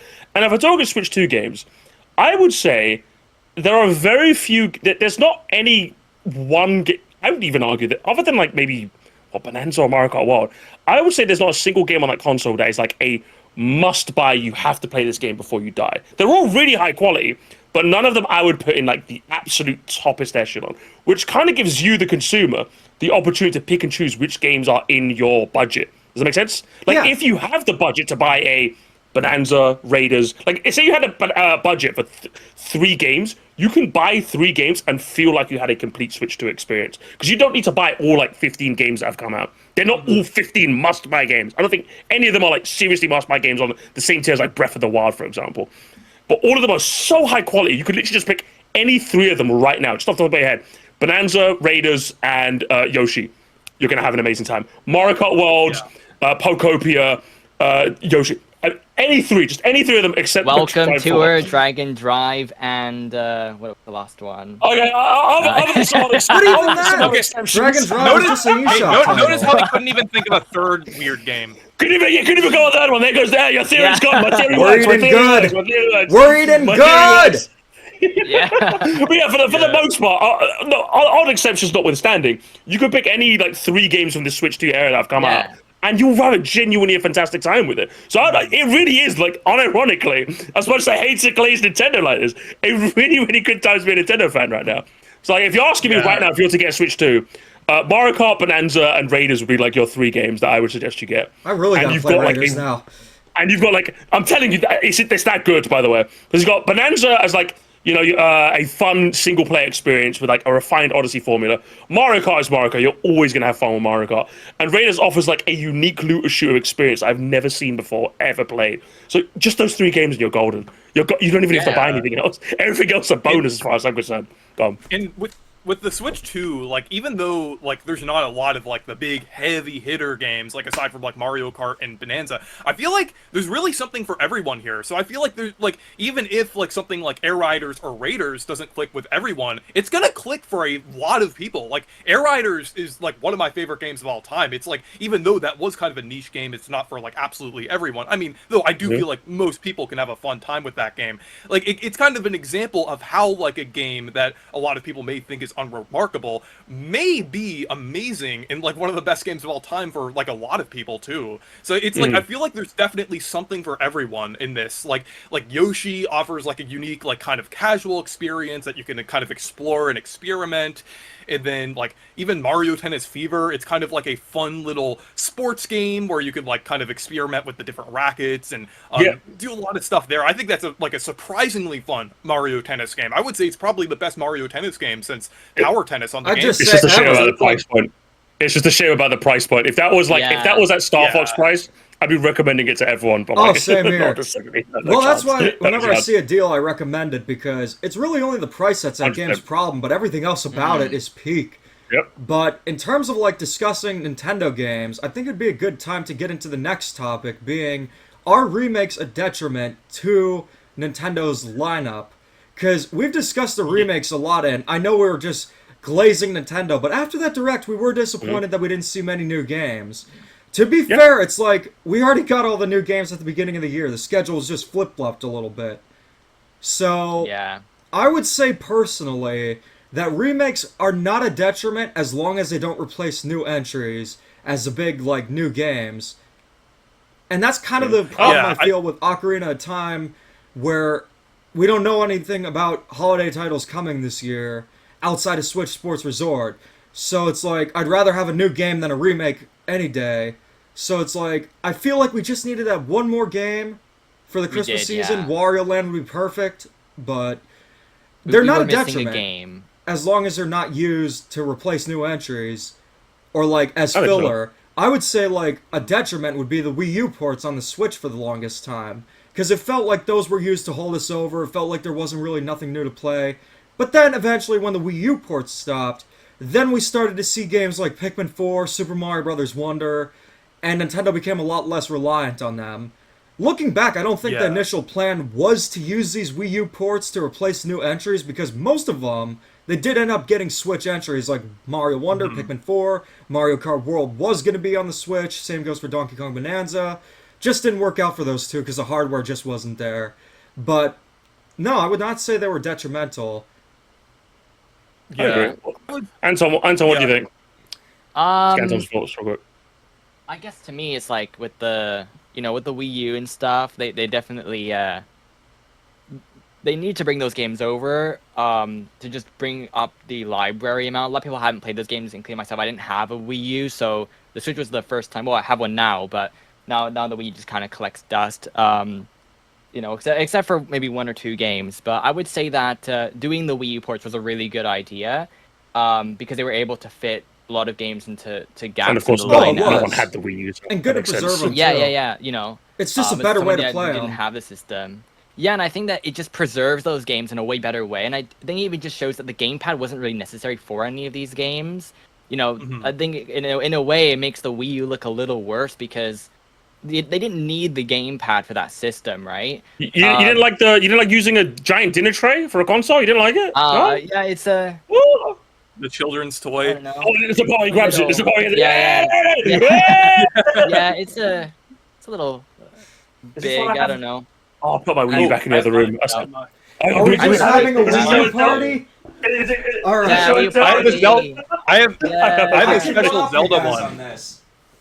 Okay, go on. One up me. What's better than one Wii U Yeah, I have the gamepad? Zelda one. Oh, he's got two. Two! Oh, look at him. Honestly. The Wii U Wii party. U. We love the Wii U! Wait, we do love the Wii U. It's the Wii See, U. Sony, Thank this God, is let's what a go. real console looks like right here. Exactly. I love my dinner trays. God damn it.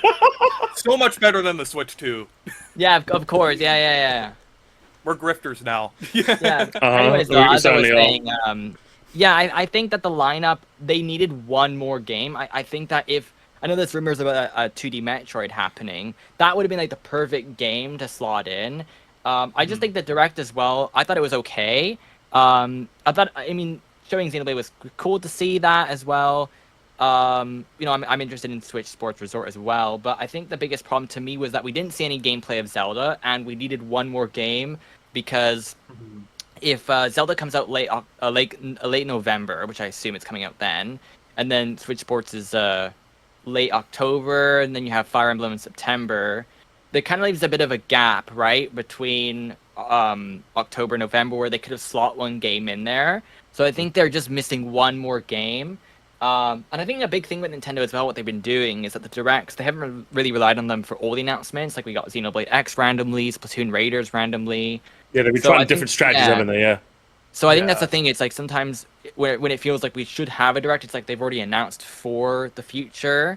And who knows, maybe they could just say, randomly another title for that time, right? There's still a lot of time left for them to announce something if they feel something is ready, and maybe they weren't ready to show it in the Direct. So there is still time. I'm We not might really... even get Switch 2 editions as well released during that time. So Here's the thing. If Nintendo wants to announce stuff, I feel like they should have a consistent output. Either all of it should be Nintendo Yeah. Today, or all of it should be Directs, or at least most of it. Some things like the color update they could announce in tweets and stuff like that, but for game reveals like Splatoon Raiders, it doesn't have the same wow factor if it's not in a direct, because it's like with the direct, you anticipate it, you know it's coming, you think of every game that's going to be in there. But with a shadow drop, it's like, oh, you see it and there's nothing to like picture or get hyped for. So you're missing that hype cycle. At least with Splatoon Raiders, I did like how I thought it was just an update video, and then at the end they're like, "Oh, here's another game." So at least they did sort of hide it in a way, with that video, which I did like. But with Xenoblade X, or just here it is, you know, just or Star Fox as well. It's Or Paper Mario, the Origami yeah, that's King. another example, right? Yeah. Origami King, that was one. Yeah, I think it just even just saying, "Hey, we're announcing a new game. Just tune in," you know. For 10 minutes with a quick video live, or you know, give us like the heads up sometimes with those things. I mean, they did it with Star Fox, which I'm glad at least. I think they're definitely experimenting with like different ways to like deliver content, aren't they? They really, because obviously I don't think they want to fully, because as much as we love the Nintendo Direct format, I think a lot of people don't acknowledge its flaws in that. So, since there's there's so much buzz and a fizz and a fury, it feels like even if there are like objectively, if we zoom out and we see good announcements, it can feel a bit detrimental. Again, there's an entirely new Xenoblade game, but like very few people don't really talk about that because it was just stuffed in the middle after a montage of like what's it, the Switch 2 editions for this, you know what I mean? So if you are gonna like bank on one big trailer or one big like show, they really have to do a good job of pacing them, which they haven't been doing recently. Yeah, so I can understand them going. So I can understand them going, okay, we're gonna try like different styles, or like, you know, all of a sudden this is Miyamoto, 10 minutes, the Starbucks thing, or the Nintendo Data. I'm okay with them trying to experiment with some stuff, but I do think that the marquee, most exciting format is the Nintendo Direct, and if they're gonna keep doing that, they have to be better. They have to be better than what they've done. Like lately, they've just been really dropping the ball. My main Reese, what do you think of that? Is that they have like, go on. Oh, I was gonna say, like, with the directs and everything, it's like, I feel like they definitely need to change up their format here. Like, it's like they really need to see like what people are more interested in, shift those to the beginning, like see what people like. Some people would still be interested in, maybe, but like maybe not as many. Have those as like segments. So and then just also with stuff like Ocarina of Time remake, like actually show gameplay. Like, I don't know what's going on with that. That was the weirdest thing. Honestly, though, I thought that was strange. Could you imagine if they did this in 2021 for Skyward Sword HD, and instead of like them showing gameplay, was just them showing a close up of Groose? Yeah. That would have been really stupid. I'd say the worst thing about going Nintendo. We'll have to Rochambeau for who talks first. Yeah. All right, I'll let you go first because I was gonna go back in the remix. No, it's just a quick thing about Directs that the biggest problem with them is that they have a partner showcase format and they have a Nintendo Direct format. They should not feel the same. Yes, that Nintendo Direct felt like a partner showcase. But yeah, that's about it I had to say. Yeah.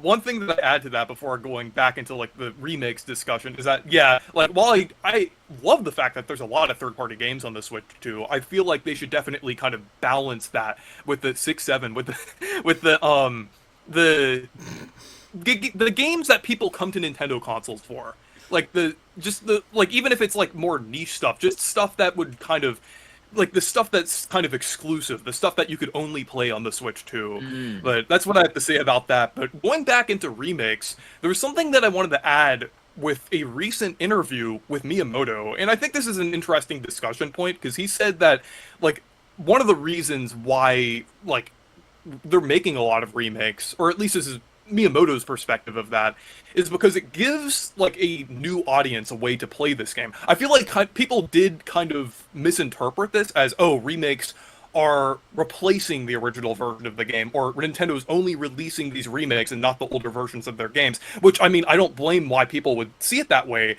because Nintendo is kind of weird with re-releasing older games. Even though they've been better with releasing stuff on NSO, it's still the trip feed, there still are a lot of games missing. Yeah. It's like just to quickly cut in, there are a lot of companies that once they release a remake, they like delist the original. Yeah. So I can understand people being a bit hesitant about that as well. Steam has that problem a lot, right? I mean, to be fair, Nintendo did that with the Wii U ports of Tropical Freeze and Pikmin 3. They delisted the originals, so they're not completely guilt-free. Yeah. But it's like with that Miyamoto quote, I feel like it's like I don't think he was exactly saying that the remakes like replace the way to play the original. I think he was more because I mean things get lost in translation all the time with these interviews. I mean, like Yeah, like there's how he been a hated ton of Donkey Kong misinformation. Country. Yeah, or the Sakurai like defending AI one as well. It's like there's always stuff that kind of gets mixed up. So I think he was more so saying that these remakes kind of provide like a more modern kind of improved way for like younger audiences to play these games. And I'm not saying that the original versions of these games that younger audiences can't go back and playing them. That's kind of what NSO is for. But at the same time, for a game like Star Fox 64, even though I do say the original does hold up very well, it still does feel like a clunky N64 game at times, and I feel like the remake definitely feels more refined, and the way that the content and everything is set up is a little easier for someone who's like been playing these modern Switch and Switch 2 games to get into.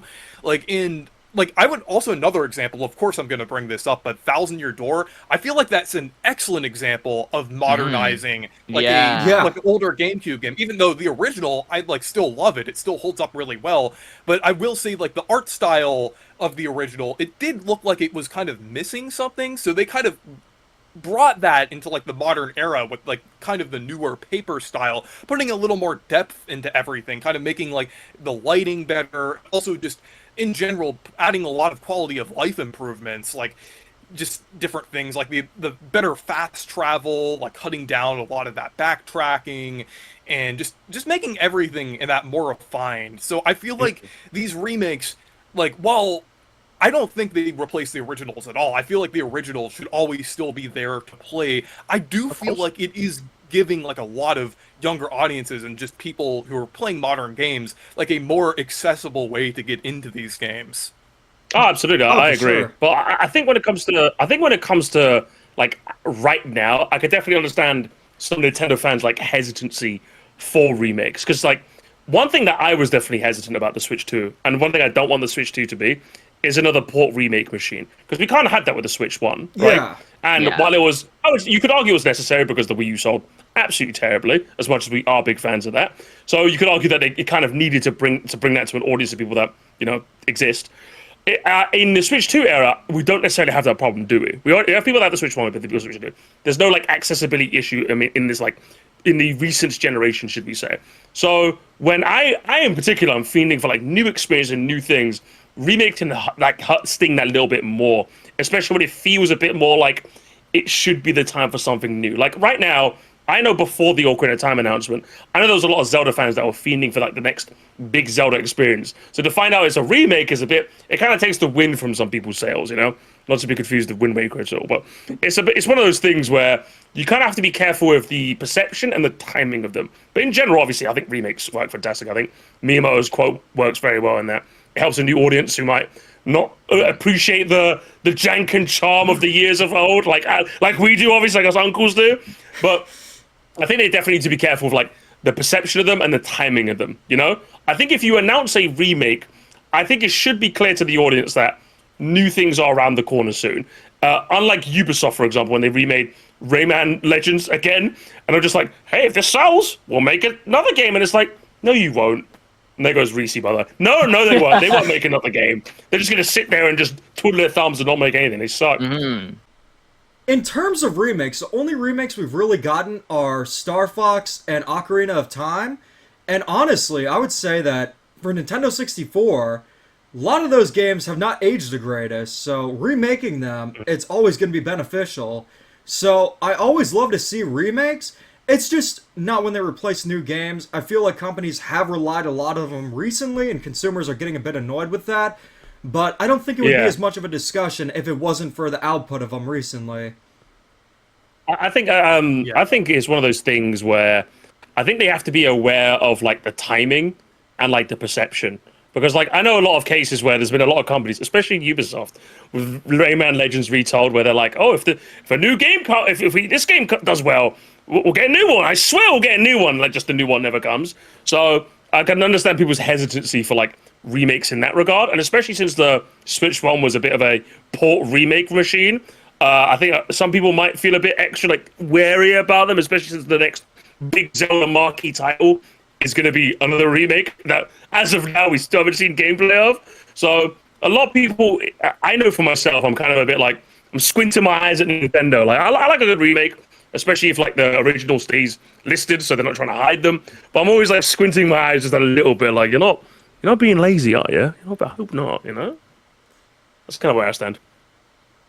Yeah, Yeah. and with like the Star Fox remake, it's like I've seen like a little bit of concern after I think Miyamoto also said that like it was made because of the movie, and like I can understand the concern there, but like at the same time, I like there were like some interviews with the developers of the game, and they did say like they actually made a new engine from the ground up to make Star Fox. So even though Really? it may be like just a remake, it does seem like they are preparing for something bigger here. It does seem like they did put a lot of effort into this, even though it may have been started because like Fox is in the Galaxy movie and everything.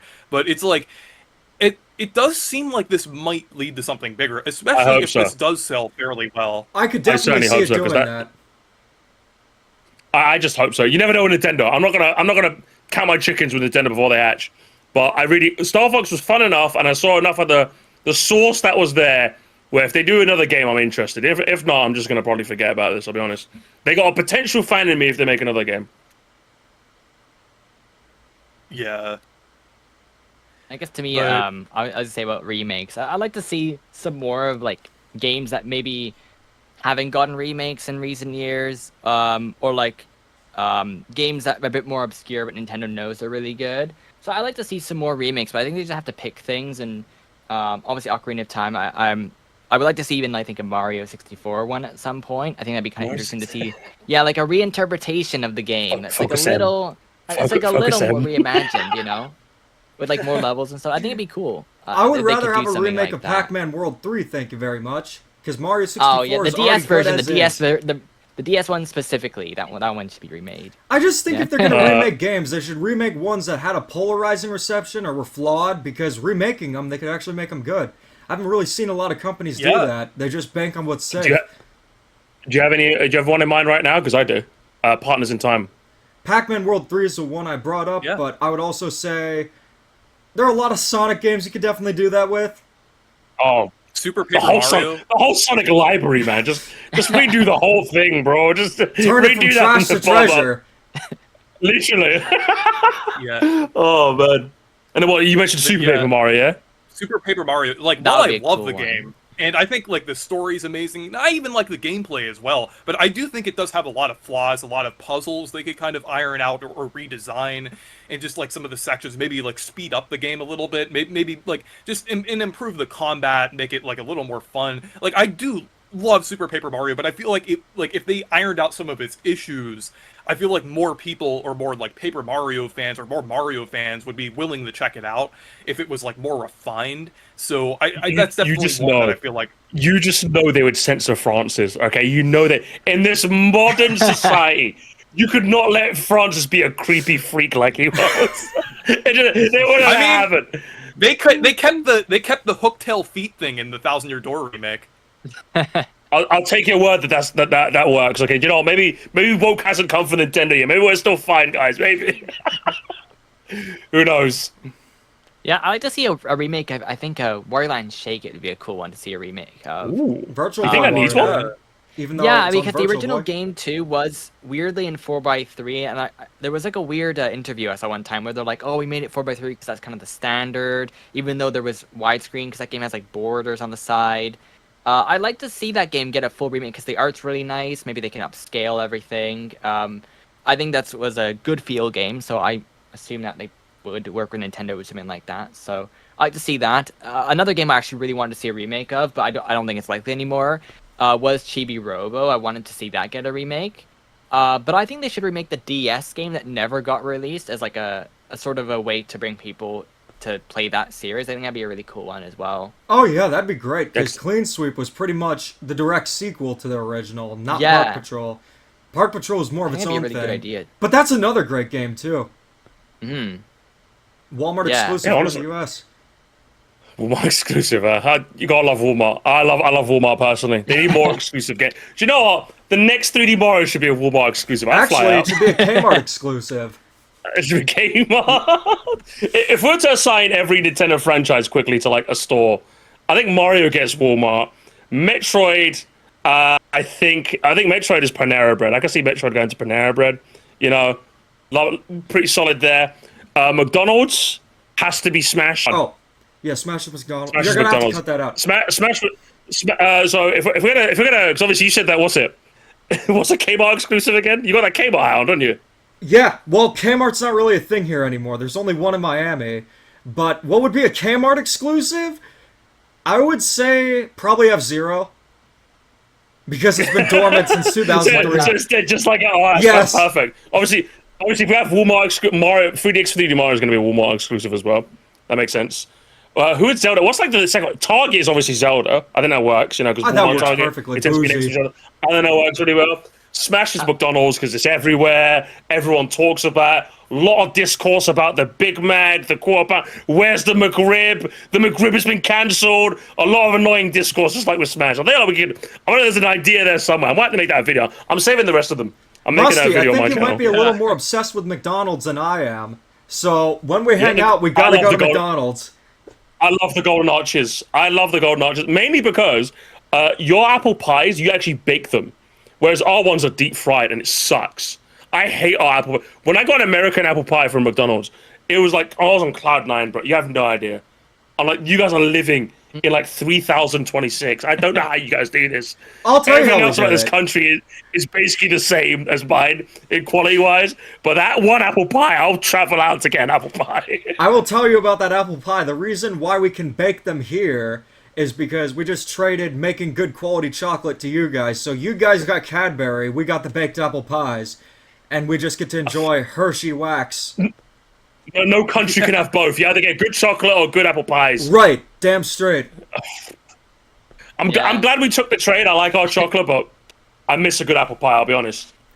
I Well, miss we one. will have as many apple pies as you want once you get yourself to the Sunnyside State. Listen, too many Also- games 2027, okay? What's next, Reese, before we start planning out our next trip? What's next on the docket? Yeah. So we have a surprise segment here, and Demeech, I'll let you introduce this one. So, considering we have a special guest being Sir Musty, I wanted to sentence him to a little bit of Demeech in August. So we're celebrating Demeech December and August. So I just wanted to Yay.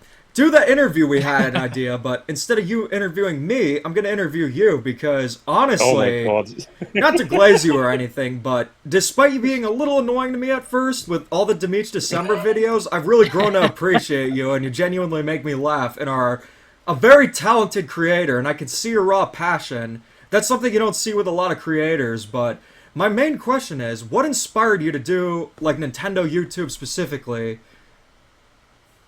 I think obviously Nintendo is a company that I've like appreciated my whole life, really. So it's one of those things where I just kind of stumbled into it, you know. At first, when I was doing content creation, I was mainly doing Overwatch, like initially, even before that was Call of Duty. So it was mainly just whatever I was into at the time, really. So and then all of a sudden, as the story goes, excuse me, I read a Mario Kart Wii tier list on my YouTube channel. It got like 90,000 views, and like the rest was kind of history. I just kept kind of going from there. And as I tend to do with my stuff, I tend to always just find new ventures. You know, that's kind of what I'm like. That's what, because I'm mainly a live streamer by trade. I make videos too, but I'm mainly a live streamer. One of the best things about live streaming is you can just make anything you want of it. So of course, when I stumbled upon your work at one fabled December about 2 years ago at this point, I started watching your stuff from back in the day, and I'm just like, this is oddly fascinating because for me, I find a lot of fascination in the weird, wonderful corners of the internet. And there's something I also love. I love that raw passion that comes along with someone just being real. You know, I love that. I love that sort of thing. So when I saw your old like Switch Sports videos, when I saw your old Scarlet Violet review, I just became fascinated to the point where, as Demeech implied, I dedicated a whole month of like about 7 streams or so at the end of December to just watching Demeech content. So Demeech December, and that's how we ended up meeting. So it was very, very funny. I'm quite glad that you took that for the fun it was meant to be, because in my time of reacting to videos, there's been some people that haven't taken it so well. So I'm quite thankful you took it for the joke it was supposed to be. Well, I'll explain what I was initially feeling about it. So at first I thought it was funny, because usually it's like, oh, well, I find anything funny. And then it was like, oh, someone brought out, oh, you shouldn't think this is so funny. I'm like, this is kind of annoying. but then I realized what you were actually saying. I'm like, this is hilarious. I don't agree with everything that you said. I don't really agree with the Pokemon critique that you gave on my review because I feel my points still stand. But I am very curious to know. I kind of have an idea what it is, but what specifically inspired Demeech December? What video or what was the moment that's like, okay, you know what? I got to make a month about this guy. I think it was. I don't think there was one particular moment in the video, but it was more so like what tends to happen whenever I cover someone in live stream or I'm thinking about a topic or anything. Is one of my favorite things. One of the things that really like get me to just start digging is when I'll say, "Oh, I'm thinking about like watching more Demeech," and then half my chat is like, "No, not the. Oh, you can't talk. That's Demeech. Oh, not that guy." As soon as I start seeing that in my communities, I'm interested. I'm like a dog with a bone. You can't get me to let go. So the moment people Fair in my point. community were like, "Oh my god, Demeech, I used to watch Demeech. Oh, Demeech was the fool off it." I'm like, so then the moment I just looked through Shadow, I started Googling you, I started putting you on Reddit, and I just started finding a smorgasbord. You were like notorious in like 2002 Nintendo Discourse. So I became, Yes. I was like, it was like opening the Library of Alexandria. I'm just like, there's so many books here. Where do I start? So that's how I felt. It was amazing. I love like stumbling upon really strange and funny rabbit holes, and it was amazing when I first just googled your name and I saw lists upon lists, threads upon threads, tweets upon tweets of various things. So I had a lot to work with, and it was very funny. That's what made me fascinated. So essentially, Also, what I'm I getting have a at. question. All right, before you go on, I just have a. or go Okay. on. Or is it like a quick question? I was just gonna have a quick question. Sure. Yeah. Who is your favorite Demeech character out of all of them? Like Petey or like the one Red Ape family guy? I think it has to be Petey. Petey's the coolest by far. But I think it was just like, and I think that stumbles upon another reason why I became fascinated is because Demeech was this weird like vector of old YouTube in modern YouTube, because like no one does that anymore. Like it's all, content has become very streamlined because like people appreciate that. People just like streamlined content, no gimmicks, no frills. But then all of a sudden, this parrot just comes along with like stilted animations, and it's like, "Oh, hey, Demeech, hey, I'm Petey, Petey the parrot," and I'm just like, what is happening? He's like, I'm just like, I couldn't stop laughing. That's another thing that really got me. So what I'm getting at is that you found my video so insane and you found my personality eccentric enough that a month was worthy. Meanwhile, other YouTubers Yes. would just like crap on a game. It's just like, I'll react to him once. Yeah, Alright. basically, that's basically how it is. That's basically how it is. Like, I found you so eccentrically unique that I'm just like, I have to watch. I can't just watch one. I can't just. It has to be one. You can't have That's what it just was. one. Because normally, like my approach to like reacting to stuff is generally I prefer to like keep it at one and then I just move on. I kind of like to keep it fresh in that regard. But again, you're one of the unique people where I think you still stand in a list of like the person I've single-handedly watched the most videos of, because it was just that fantastic to go down, honestly. So My question to you is, or actually, we'll start with this one.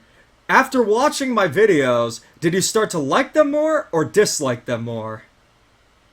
I think I was left relatively the same. I felt in that you're obviously someone that was very passionate at some period of time about this space in Nintendo, and I left feeling the exact same way. And that you were someone that was very passionate about this space in Nintendo. So I don't think I felt any better or worse.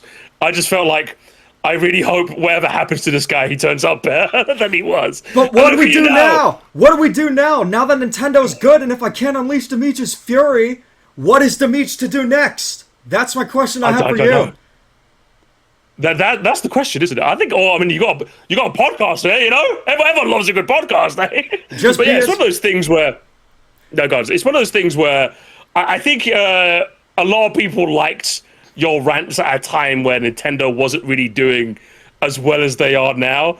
So it's one of those weird things where when you become known for being a bit of a negative Nancy, when you start being a bit like, I say regular, or showing the world of the breadth of emotions that humans have, a lot of people tend not to take to that. I think even my channels are a bit indicative of that. Like, people love it when I get animated and I'm bombastic, and if I ask someone what's my favorite reaction, it's usually one of the more explosive ones, because people love a bit of raw emotion. People love that sort of thing. So it's one of those things to me where, like, in a world where you become mellowed out, you've unked out, you and Pat the NES punk, your uncle, have supposed to retire together, and your That's little not mellowed out. in That's Florida. like that's not mellowed out. That's still having like built up anger in your 40s, dude. That's not mellow by any That's true. stretch. Dude needs the za. No, you like play opposites to each other. Pat the NES one is the explosive one. You just mellowed out. You mellow the energy in comparison. No, but yeah, but it's one of those things where when you have to.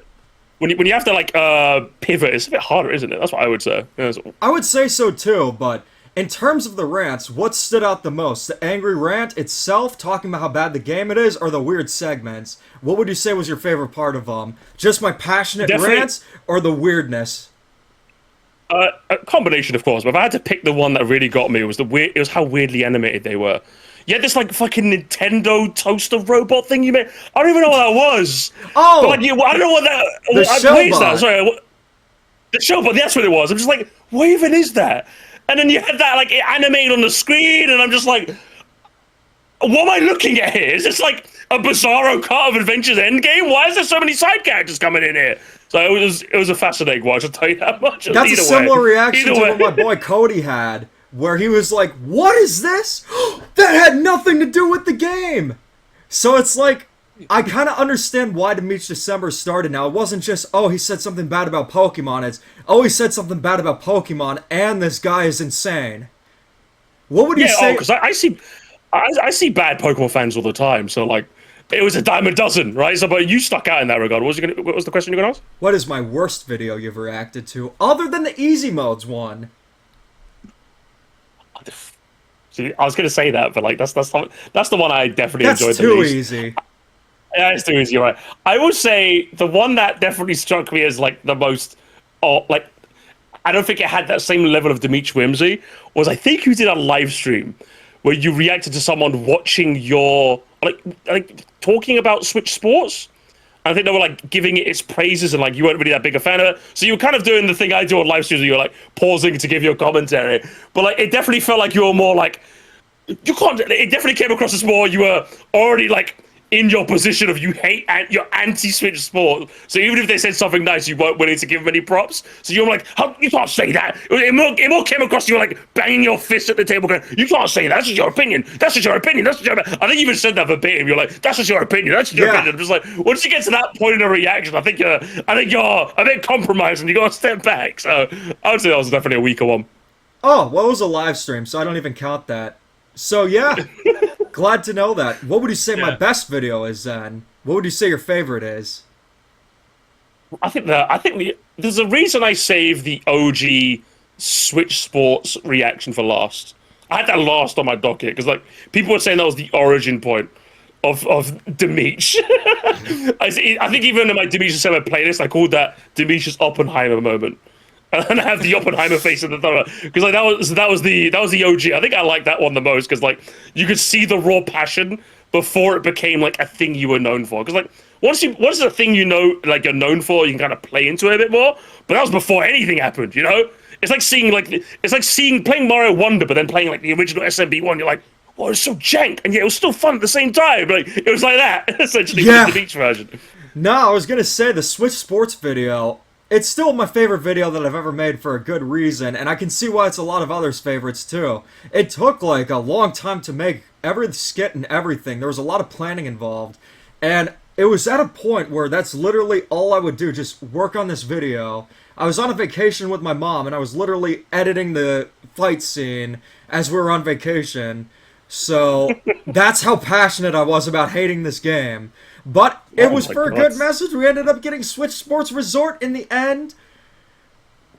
Gotta say this. It all comes around full circle. It's really funny, isn't it? But the final Demeech December was watching you rant about Switch Sports.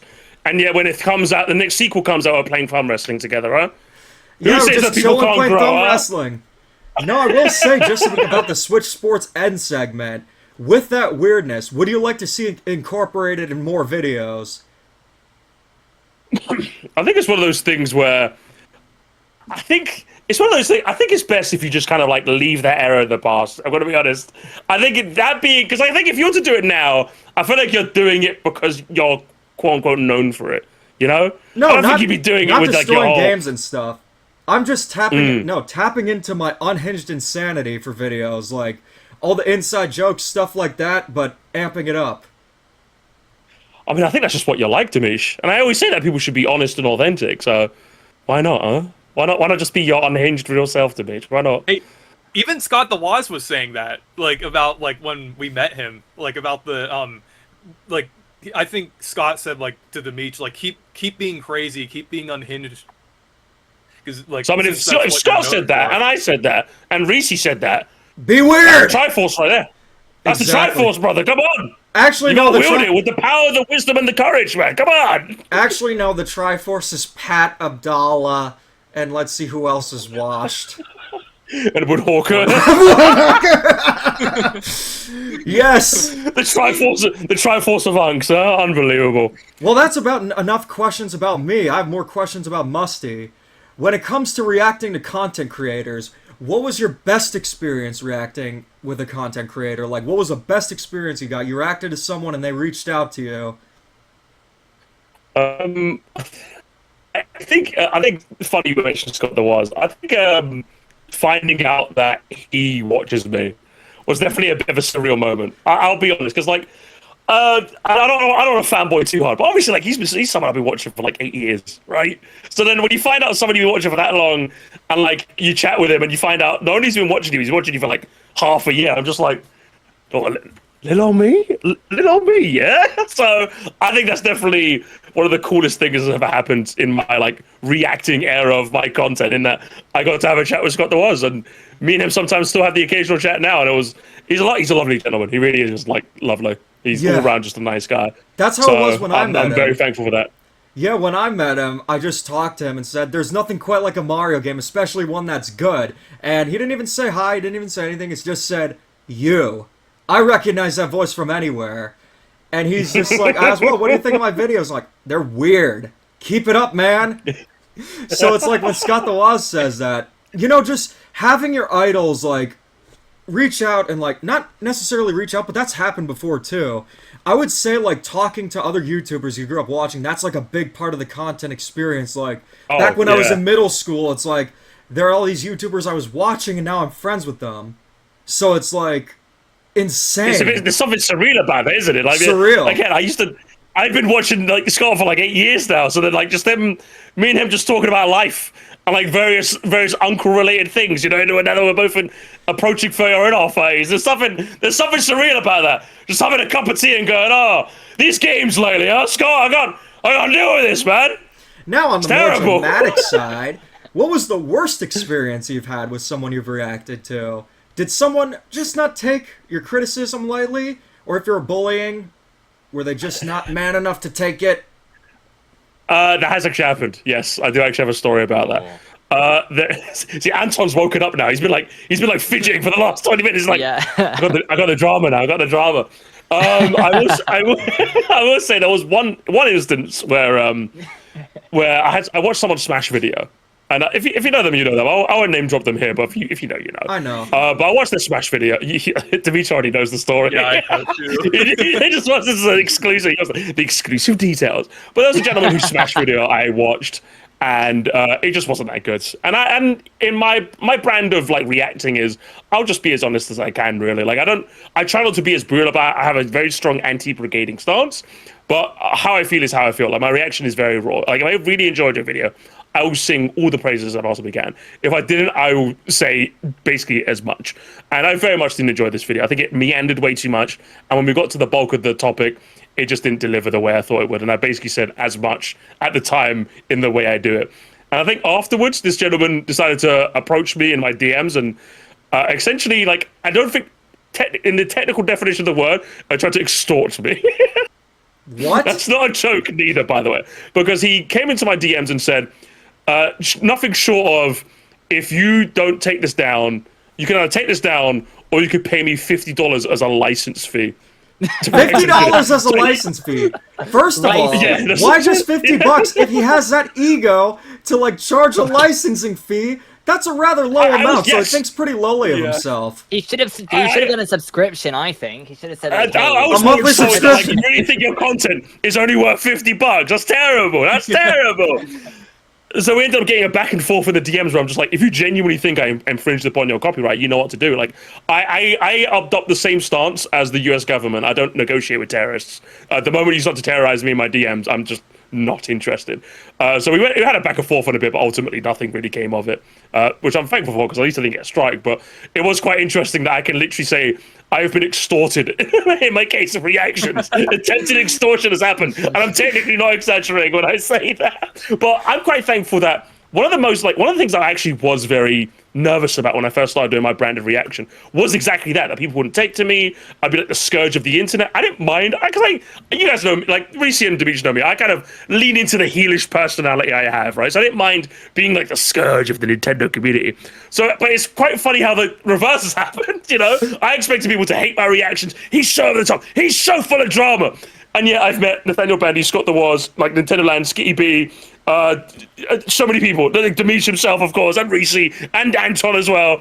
And I've been on the Zeldudes podcast as well. I've met so many more people I absolutely would never have had any chance of talking to, because I decided to just sit there and point and laugh and press a vine beam on my soundboard. Like, I'm like, what? Which lottery did I hit to get to this position?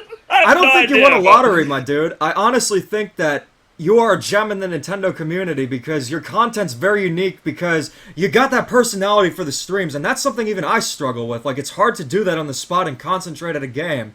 Like, that's why I stick to videos and shorts, because it's calculated, and I can, like, easily do it. Like, with live streams, it's very hard to do so. But I would just say, like, the jokes you make in your videos, just like the roast, I think most people know it's in good fun, and if anything, you're not seen as a nuisance in the community. You're more like the Buford or Binky Barnes, where, yeah, you're a bully, but the fun kind of bully.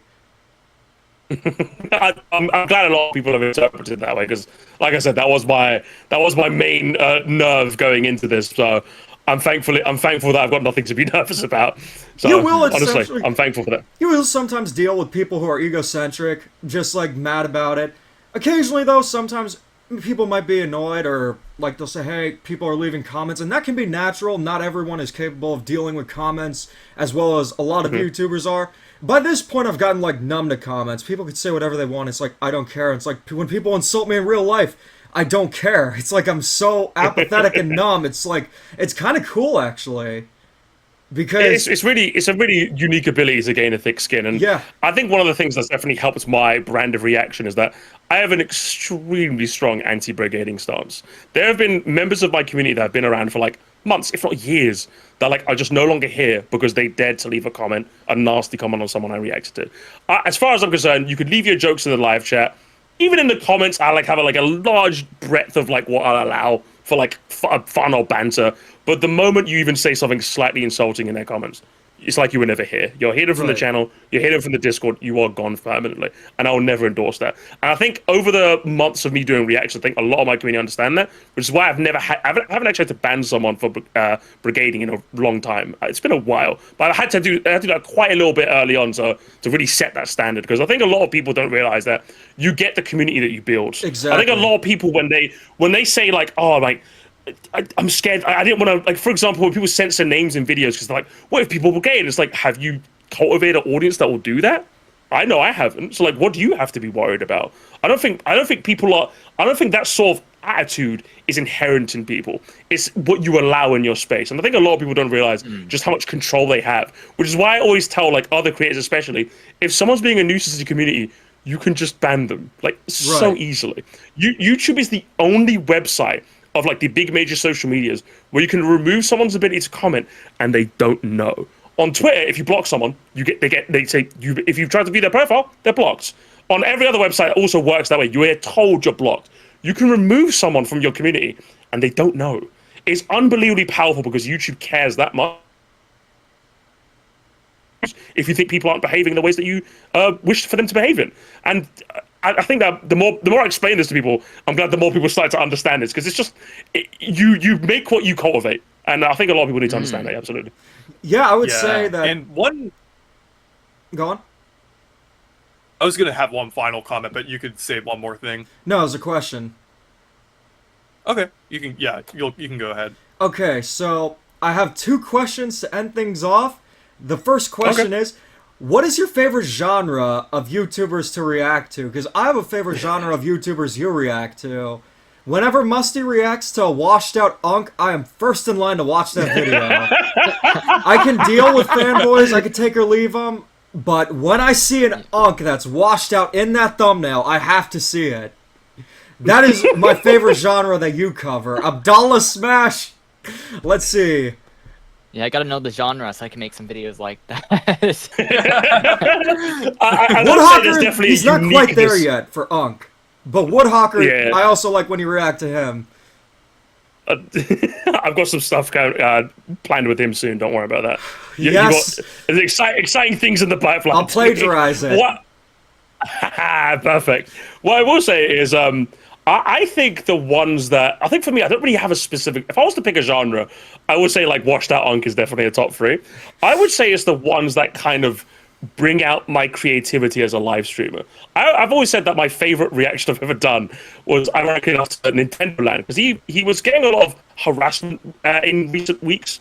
This was a while back, so I think he's fine now. But he decided to make this like video, essentially, like coming forward, like talking about his experience and what have you. And like the whole time, it was like 3 a.m. I was streaming at work as well, by the way, in the middle of a night shift. I'm like barely like focusing because like I've got an absolute migraine, and I'm standing there pacing backwards and forwards as if I'm like a football coach trying to help the Nintendo Land get better. And like slowly in the video, like he's coming to the right conclusion. He's like, maybe I should get off Twitter. Maybe I should. And I'm just like throwing my jacket on the ground. Like, yes, you can do this. You can control your algorithm. And he goes, I just don't understand why people hate me. It's like, no, you're reaching the wrong. So the whole time I'm just like screaming at the TV like I'm an angry football coach at Little League. And I think when live streaming brings out like creative aspect where like I make up a game or I get really animated or something like that happens, I love that. Because I just love live streaming with all my heart. I love this format so much. So anytime where I can make the best of it, I love it. Whenever like I pull someone in from the chat randomly and we do something funny, whether we just make up a game on the spot, always those are my favorite kind of reactions. Always when the heart's there and just like, you can see the passion in content, and I definitely see that with your live streams. And Oh, thank you. I do appreciate that one of your favorite genres is you're passionate from the heart, but unk slop is where it's at, bro. I'm still Yeah, going with that's that for my favorite category. But But it's a good one. I don't blame you. That's a good shout. I did say one final question, but this final question's kind of like 2 questions in one. So, Okay. what would you say is your musty opus, and what would you say is a video or live stream you're not exactly the most proud of? My magnum opus or musty opus. I will say, I think the aforementioned Nintendo Land one is definitely like at least in my reaction arc, is definitely like my magnum opus, because as I said, it went in so many different directions. It really went back and forth as to whether Nintendo Land would turn out good, whether he'd turn out bad. And of course it led to me interviewing on my live stream, which was quite a fantastic moment too. So I think that one was definitely in my reaction arc. I think alongside, I think Demeech Senpai is a top 3. I'll give you that too, just to give it your ego a boost too. But I think that one definitely has to be like my high point.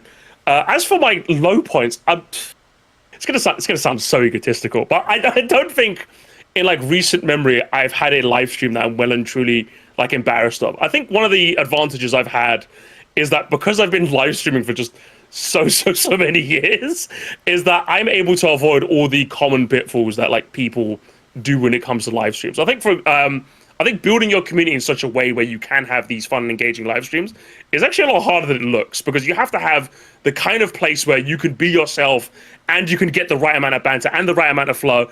It takes a while to cultivate that and the ability to be able to do that. But once you do, I think it becomes really easy to just like get in that flow state. And I'm very thankful for my audience in that regard too. So any times I have had those bad live streams, they are very much lost in the archive of when it won't happen. I will say, if I won't give an answer to that, what I will say is I think definitely a bit of advice to give to live streamers so they don't have those bad live streams is don't be afraid to look a bit silly. I don't think I've ever met a single live stream ever where they're just sitting in a chair playing the game and that was a really, really good live stream. It takes a unique kind of person to pull that off. Don't be afraid to get a little bit silly. Don't be afraid to get a little physical. Don't be afraid to like really just get unhinged with your commentary sometimes. It's those moments that everyone remembers. Even like Reese or Demeech, if you're saying your favorite moments on my streams, they're probably those moments where I get really animated, really unhinged. Who the hell is Billy Dog?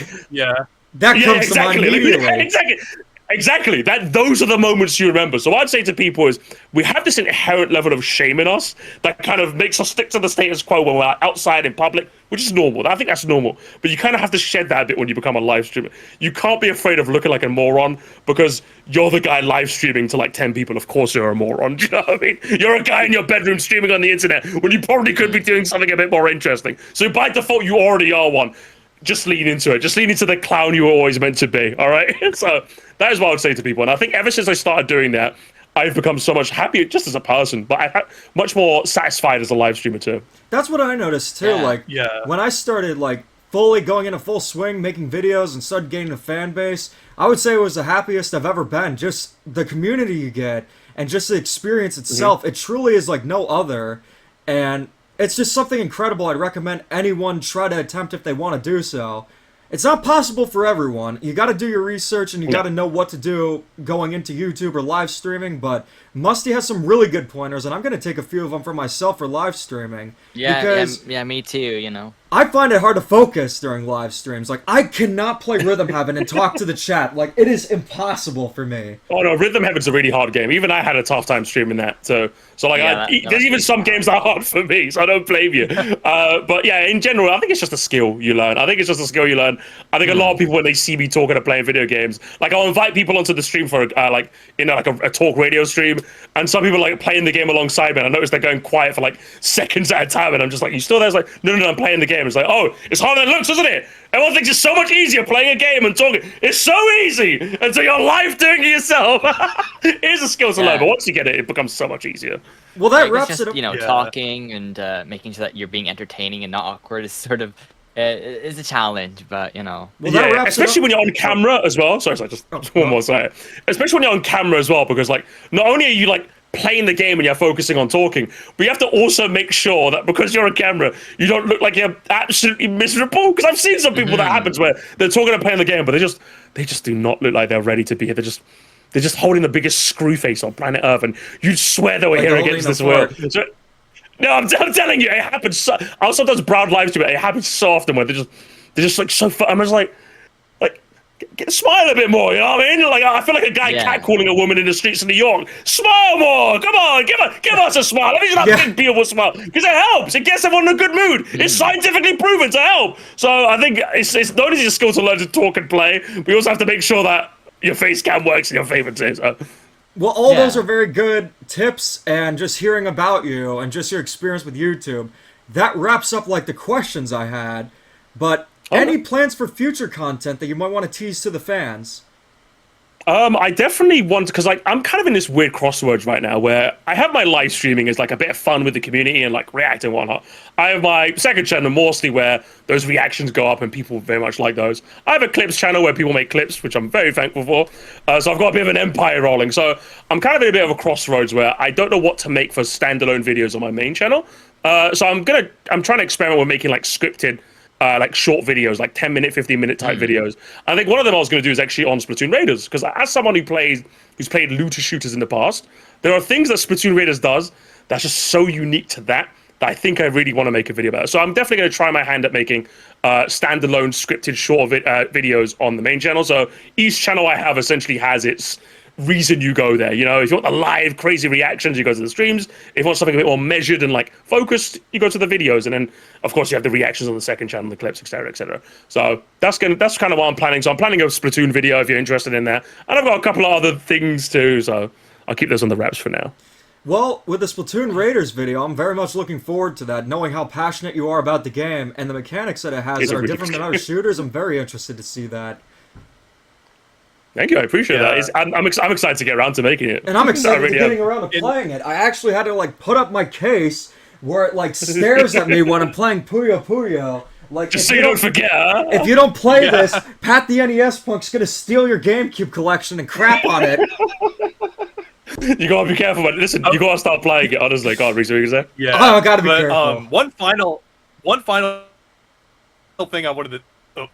Okay, we're good. One final thing that I wanted to say about like this the Musty and Demeech segment here is the fact that I feel like both of you are almost similar in a sense, due to the fact that both of you are like very unique and entertaining in a lot of ways, and I feel like that's why both of you have a lot of appeal. So even though like you're very unique and wacky in different ways, I feel like it both is like very entertaining. So I feel like it almost kind of comes full circle with the Demeech December thing, because I feel like I feel like both of your content is just like very fun and entertaining to watch. It's just like I don't think like you'll find content on YouTube that's like really that similar to either of you, honestly. It's really, both of you are really unique in the Nintendo community in that regard. Well, thank you, and I appreciate that. I gotta really say, do. I just feel that YouTube in general has become a lot more sanitized as the years progress. Like, it's always the same, I just got this thing, here's what it does! But I just feel like there's not as much raw passion. A lot of it just feels like This is the new ads. game I just got right now. It's just like that. And we just Complete need with that the British passion. accent as well. We need the passion in a world of statistics. It's just like I automatically just do that when I make a video. That's perfect. Yeah, no, I think Demeech, you're definitely onto something. I think what the issue is that I think YouTube has kind of, and I'm going to put this in massive quotes, it's kind of been solved in the sense that when you start making a video, you have an interesting hook to get people involved, and then you kind of focus the rest of your video down. Like in the early era of YouTube, even if it was a lot more disparate, even if it was a lot more like chaotic, it wasn't a lot more consistent, you could be 100% sure that anything you watched was someone's labor of love. There wasn't any monetization. They didn't because they have to. It was just someone decided they wanted to make a video on Tony Hawk Pro Skater Underground 2 or whatever the hell it was, right? They're just like, I just want to make a 15-minute video on that. Whereas on modern day YouTube, you can't be too sure of that anymore. I think a lot of people, even to some subconscious degree of how YouTube is, be it the YouTube Studio telling you how good your video is on a scale of your recent 10 videos, be it the fact that even on the YouTube dashboard now, when you go to the content tab, they didn't even show you likes to dislikes, they show you the money you've made, the estimated revenue instead. A lot of YouTube systems now are geared towards money first and like passion later, which is genuinely really sad. So when I see people falling for this, I find it hard to really blame them for it when the system that is kind of funnels them to it. It's like funneling so which is them, why yeah. Yes, absolutely. So what I tell new creators is, while finding the right topic or finding something that's trending is very, very good, I think what is even better is if you can do that while being true to yourself, right? Like, for example, I know that, like, yeah, you could argue that I'm making a video on Splatoon Raiders because it's the hot trending new thing, but I genuinely think that I have unique perspectives because I did watch around some other reviews as well. I don't think there's other videos that I'm mentioning the things I'm going to mention. So I think I'm offering this unique perspective on what this can offer that other people necessarily can't. So I think if you do want to make these videos that want to push the algorithm or you want to get this, that's fine if you want to like play the game a little bit. Because I think if you're making Let's Play, Golden Sun Part 1, what the hell happened here in like 2026? No one is watching that, you know what I mean? So you have to play a little bit of okay, what are people interesting? What can I do? How can I make a cool thumbnail? You have to play in that a little bit. If you're not doing that, I think you're being a bit silly, especially if you have the intention to grow. What's good is that when you take these topics that you think are trending or think are good and put yourself in them. Because what is the difference between a faceless channel that tells me about Fire Emblem Three Houses and another faceless channel that told me about Fire Emblem Path of Radius? It's like, well, you guys really had the same similar format. You had no source. It really just felt like you were talking for a script. I'm not going to subscribe to that.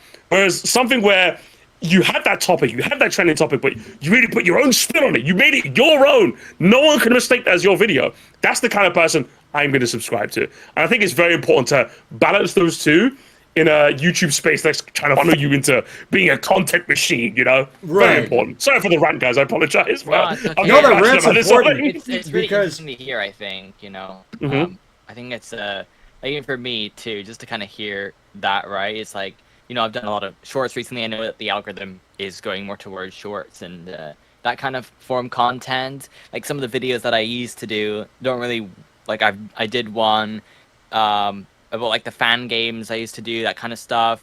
I did one about Mario Kart, didn't really work. So, some of those videos that used to work many years ago just don't work today, just because either the length of the video, the style of the video, the things with I think people are just brain rotted by shorts and don't have an attention span as much anymore. That's definitely a big thing, right? Is that the shorts are really like some of my most successful videos are shorts, right? And it's a good and bad thing, right? Because obviously to grow you don't necessarily want to do shorts, but shorts do bring a lot of subscribers in too as well. So Yeah, Again, it's all a balancing act, as I said, isn't it? You just gotta like balance all the different pieces so you can really start to like come out of your own. That's what it is now. It's a weird new world in this modern day of YouTube. But like you just got, it's all about like a spinning multiple plates. You know, that's the best important it thing to really is learn. more quantity, right, than anything To, these days. to some degree, yeah. But I do think that people still yearn for a good high quality video. You know, I think for sure. even YouTube themselves, I tell you this, like a lot of times when I see people complain about the algorithm is the algorithm, YouTube will give you a lot of the tools you need, a lot of the advice you need. Like some people will see a video got like 7 of 10, fewer subscribers are watching, and it's like if you click learn more, they'll tell you that sometimes just a topic just doesn't have as much interest as you thought it did. And while it's unfortunate that like you put a lot of passion into it, like instead you should be proud that you made that video as opposed to blaming the audience for not being there for it. You know, so it's one of those things where. YouTube kind of like subtly pushes you to again all these systems, but you have to have that inbuilt passion. You have to like as soon as that goes, there's literally no point to doing any of this because YouTube is a horrible return on investment. You can spend 10 years doing this and you can still not even be monetized. So if you're doing this for the money, while the ceiling is like unbelievably like high for like just how much money you can rake in, the absolute lows you could fall to, especially if your mental health, if you're not careful, are so unbelievably low. You just have to have that passion. The moment you don't have it, honestly, just do anything else. Just go take up a sport or something for the love of God, for your own sake. Do you can just see else. it through the content. Like you can tell when someone is a washed out unk. Absolutely, honestly, it's a really tough balancing act in the modern day. But you know, Anton, I believe in you. I believe you can do it, man. I believe in you. Thanks. Yeah.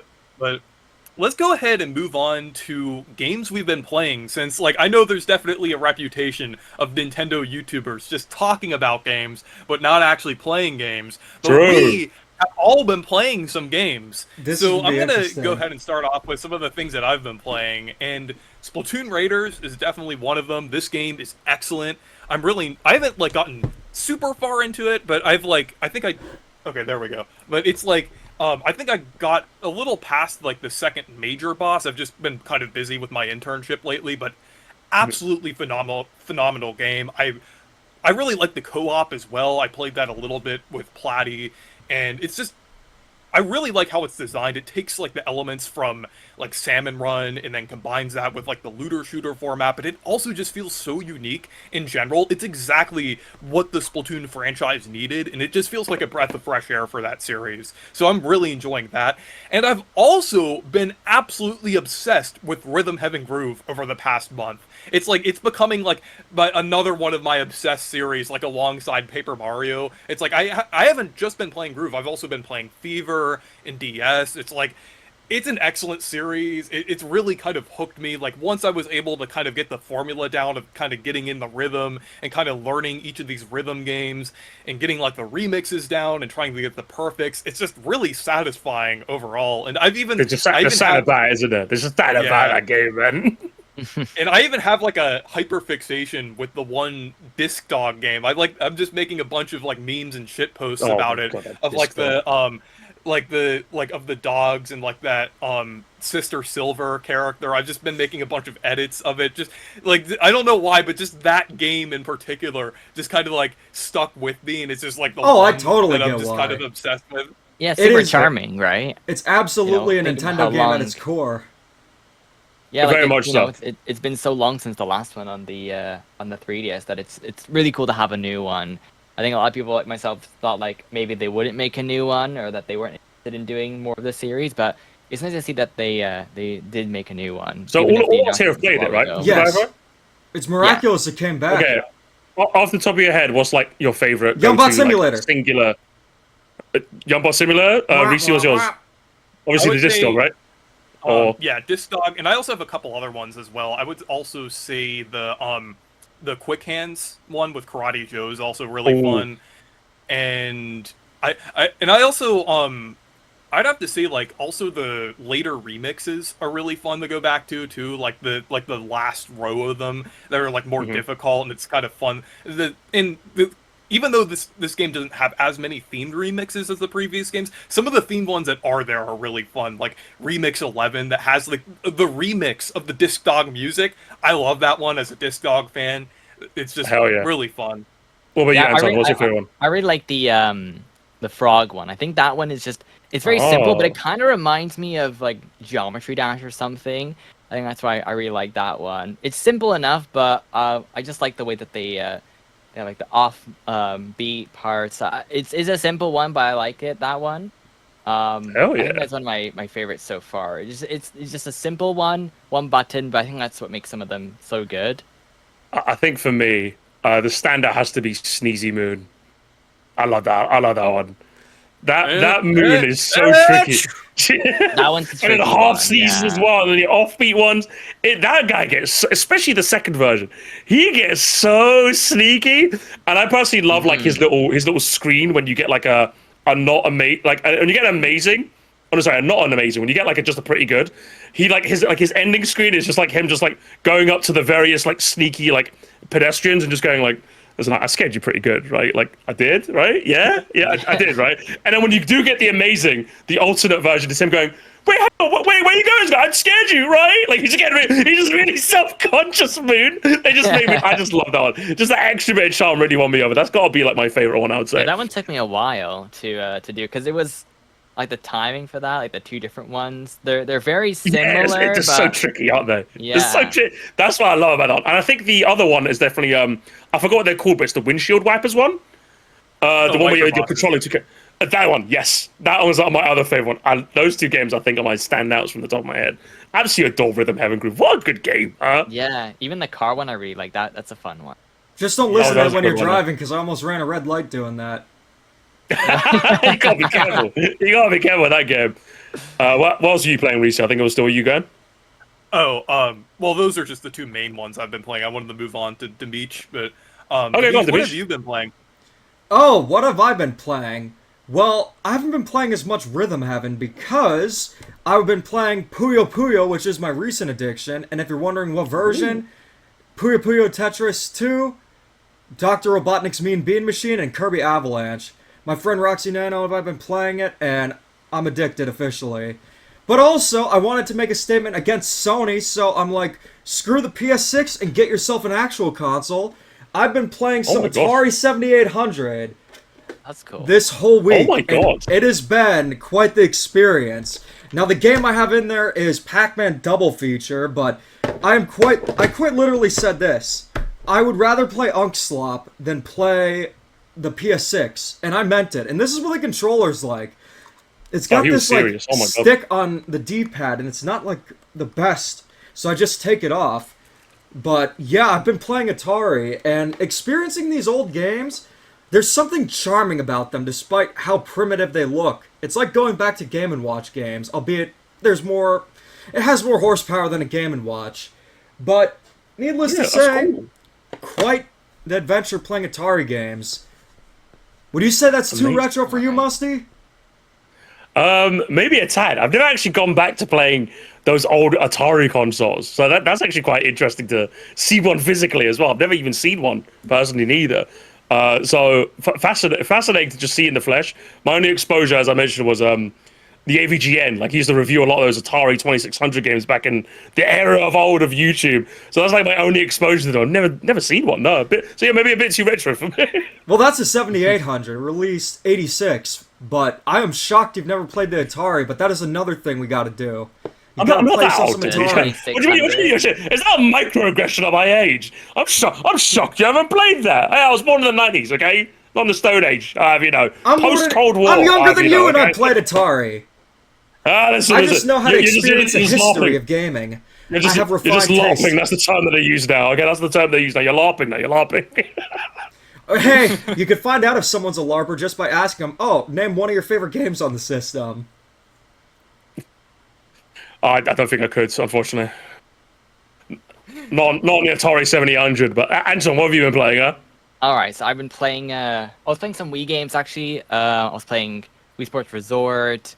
I played a bit of Wii Party. I was just playing a few of them because I was away for the weekend. Me and my cousin were playing some Wii games. And then as well, I was playing a bit of Rhythm Heaven, and I've been hopped on a bit of Pacopia. Trying to get into it more. It's probably a game that I've been really trying to get into. I don't know, it hasn't like clicked with me as much as I thought it would. So I'm still kind of chipping right through it. And then I would also play Xenoblade X a little bit. I mean, not Xenoblade X, Xenoblade 2 and Torna, just to see the differences and how they look, and they look really good. So I don't know if I'm gonna restart them because I think I'd have to do another save, like another account, because you can't make multiple saves on that. So maybe I'll start a bit of those just to see how much better they are. So, been variety gaming, eh? Yeah, just a variety of of different things man. too. Should have saved him for last, because like I'm a bit of a disappointment if you ask me, relatively speaking. Yeah. Because if you Yeah. ask me, I've just been obviously thoroughly addicted to Splatoon Raiders. I'll avoid talking too much about it because I want to save it for when I do eventually get around to making that video.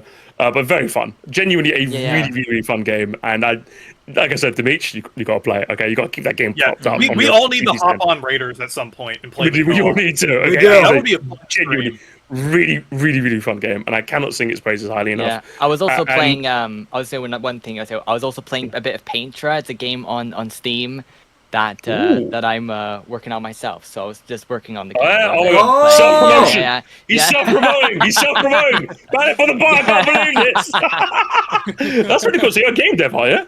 Yeah. I've been working on an original game for like the past, I guess, about 6 months since the beginning of this year. I've been working on a game. Oh my god. A 2D platformer title, and yeah, I just was testing a little bit. I'm always like tweaking it to make sure it feels good. So I had to play it a bit just to understand what I would change and how I would make it feel a bit better. Listen, if you ever get around to, if you ever end up finishing it, hit me up. I'll play on stream at some point. All right, cool, Just yeah. be careful. I will be very mean if your game sucks. Okay? Yeah. I'll be AVGN Of style course. mean, okay?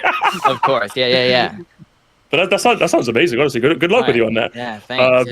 Uh, As I said, I'm again. He's a game dev and he's been gaming. Like, should have saved him for last, lads. You've stitched me up here because I've just been. As I said, I've been making Raiders, but unfortunately, I know we hate Sony, so my obligatory fuck Sony. But I have been. They re-released Call of Duty Black Ops 1 and 2 on the PS5 recently, and those are like my childhood Call of Duty games. So they kind of had me hook, line, and sinker. I'm sorry, boys. I broke the picket fence. I stopped the poker, unfortunately. But I've been very much enjoying those because I think if there's one thing, and obviously we're very Nintendo centric, so I won't spend too long on this. But if there's one thing I really liked about those old Call of Duty games, just how quickly they just got you into a game. Especially like with modern Call of Duty, I've just been out of it for a couple years now because there's all this. It's all just this battle pass and like card points and all. They always just. It feels like they're just on this. It's a vector to sell you stuff instead of playing the actual game sometimes. So when you play a lot of these older games, they just want you to play the game. You play the game to unlock stuff. You play the game to buy stuff. You play the game to none of this like nickel and diming. So I appreciate that. So I've just been thoroughly getting addicted to my childhood again, to be honest. In fact, I was Sounds like playing a that good before I even remake. hopped on this podcast. No, it was just a re-release. It wasn't really like a remake. They just ported the game straight over. So warts and all, because there's a lot of flaws with the balancing in that game. But I'd rather take that over anything modern Call of Duty is doing by a country mile. So between Raiders and that, I've just been mainly doing those. If we're talking games I've been playing, I played relatively recently. You've got I played Groove as well, a lot of Groove. Fire Emblem as well. I don't know how many of you guys have played that on GCN and NSO, but I'm going to get any opportunity to shill Fire Emblem Path of Radiance on there because I gotta I need check it out still. I need to get Yeah. around to playing that at some point. Because I think not only is that just a really good Fire Emblem game, but I think it works if that's your first Fire Emblem game as well. Because I Okay. think the difficulty-wise, it's not really as intricate. I don't have a lot of these like systems to maybe like make it a lot more complicated. It's a really good starter Fire Emblem game because it has the story and the gameplay chops that will if it clicks with you, trust me, you'll never look back. Because I've had a couple of people I've recommended that game to, and they're just like they got it after a couple of chapters. They got it. Story-wise, gameplay is phenomenal. Any chance I get to shield that, I will. So Okay, yeah, I haven't really, like, I have actually the Fire Emblem games, but I haven't really played them yet. So maybe I'll start with that one as the first one. Probably sounds like a good idea. Do the GameCube one first. that is a good idea. Again, it kind of mixes everything quite well, so there's no weak point. Because I know Engage has like a weak story from what I've heard, and Fire Emblem for Three Houses takes a really long time to get going as well. So I could see those being a bit different for people. But if you want to go like a raw Fire Emblem experience, Path of Radiance does it in like a really good package. So check it out on GCN NSO. Not sponsored, but I'm very much a shill for that game. So that's all I've been doing recently. I've just been playing literally just Raiders and Call of Duty. That's been my jam. Yeah, Yeah. but All right. moving on, we have a segment about obscure Nintendo characters of the week. So, Ooh. we each have one that we're choosing here, and mine is Spiny, but not from Mario, from Kirby. Because in Kirby's Adventure and Dream Course, there was an enemy that gives you the needle ability called Spiny, and they function very similarly to the Spinies from Mario. They like even the shell looks similar, but they do look slightly different. They have like these little eyes that are like in its shell, but it's like very similar to the one from Mario. So Mhm. in Kirby Nightmare and Dreamland, they actually replaced the enemy with Needless. So it's like that's where that enemy came from. So it's like this was only an enemy that appeared in just a couple Kirby games, a couple of the really old 90s Kirby games. So I thought it was pretty funny that it's just like technically the same name as the one from Mario. I'm not sure if it was a coincidence or not, but not a coincidence that they changed it because I feel like they realized that they didn't want to have a enemy that looked very similar to the Spiny from Mario and like also had the same name, so I think that's why they decided to change it. But that's my character. The character All right, I'm going interesting. with All right. is Fortron from the obscure international only Mario game, Dion Shimali. He is a character in the game, main protagonist, and when you go to collect the fruits, you can push start to rich. And he's one of my favorite characters design wise because the colors are very vibrant and unique, and I'm honored to include him as a part of my obscure Nintendo character for this week.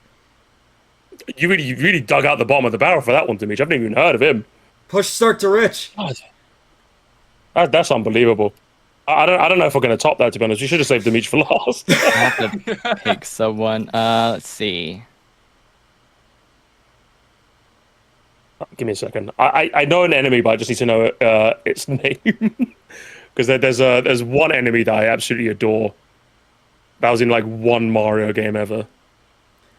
Is it Flip Russ? And I, Is it the No. Mandybug stack from Galaxy? Squiggler? I do love the Mandibug stack. I do love the Mandibug stack. But okay, I've got his name. I've got him. My obscure Mario enemy. And which, by the way, I just want to clarify, you did not tell me about this segment beforehand, so I had to come up with one on the fly. All right. So Yeah, I I'm have quite to come happy up I with found something this too. pool. I'm quite happy I found this pool. My enemy is the Bee Fly from Super Mario Land 2 6 Golden Coins. You find them predominantly in the tree zone in that game. And what they do is that they exist purely to be a troll enemy. So they'll be like standing there, and in the moment you get close, they fly away. But they're usually perched precariously, like near like bottomless pits. So the idea is you'll try to jump, they'll fly away, and then you'll be left in a hole. And they got me a couple of times when I was a kid, and I've always thought they were a very, very funny enemy. So that's my obscure Mario enemy, the Bee Fly. I know exactly what you're talking about. Like, you go to jump towards them, and they just fly away. I thought there was something, like, wrong with the game, but now I realize that was intentional. That was a troll mechanic, Yeah. not weakness or limitations. No, it was just to piss you off. That's what it was. Yeah, it's just the game rage baiting you. I think they're in the Wario Land 1 as well, if I'm not mistaken, but I know they were in like 6 Golden Coins. So that's my one. Let's see. A- And I have Anton, to what's figure yours? out. I have to figure out one. Oh, saving your homework last minute, are you? I can't believe this game I'm gonna go with actually does Wario Land count? Actually, we Sure. were doing just Mario. I guess we're just doing Wario Nintendo, Land counts. So Yeah, I don't know why I just thought it was Mario specifically. because I did a Kirby Um, one. Let's see. I'm gonna go with the generic. What's the one enemy from? Oh, the bandit one. Let's see, one here. I can't use my. I can't even use my keyboard. It's so. I can't even send it because my keyboard just doesn't have enter. Is it the one from Ticket? This one here actually. I'll send it here. This one. I'll Oh. pick these guys. The from- Bandonero. Yeah, I'll pick the Bandonero enemies. So those ones, obviously you'll find a lot in the game. Yeah, I'm just gonna go with that. That's my obscure character. I should have found something think a little there's, like- better, but I think there's like different variants of them in the game too. Like there's like one that's like I think it has like a fork on it, like a spiky one, and then there's There's like a few different ones. There's like an armored one as well. So it's like kind of like the enemy that has like a lot of like different like versions of it. I know Mario does that a lot, but it kind of makes sense. Wario Land would kind of have something similar as well. Yeah. So I'm gonna go with that one. So I think if you're asking me, I think Demeech wins it. To be honest, I think his was the most obscure. Yeah, easily. If we're scoring them, I think Demeech brought out the big guns. If I'm being honest, unfortunately. I had a good one last time, but yeah. But one final thing that I have before we end the podcast here is the fan art for this week. And we have one really cool one by Monty the Gold. And it's basically leg strap, celebrating leg strap day, which was just a few days ago. Oh my but God. in the style of Rhythm Heaven Groove. Like you can see I'm like doing the like the soccer dreams or football dreams, like with that one where you like do that, and I have like a leg strap on. Demeech also has a leg strap on while he's getting hit, and then there's Kablooey there as well, and then you also have the reference to the synchro wings on there, so like a little Rhythm Heaven reference. Monty the Gold, I'd like to bring him up because he made this fan art. Let me show you what Monty the Gold gave me at PAX. Oh, so this is not even just like a fan. This is like a super fan, yeah. So I'm pretty sure you remember Oh my the God. story of the scrapbook where I made my friend a scrapbook of memories at his work, and I put his boss's face on a Toon Sahur figurine, and I called it the crap book. He gave me a crap bag that had all kinds of like deep cut references to the channel, and I have That's it like yeah. displayed. I think calling him a fan is like an insult. I'll be honest. He's a super fan. Super fan. He's for like sure. he's like a yeah, Demeech totally disciple. Honestly, that's what he is. That's crazy. Demeech What? disciple.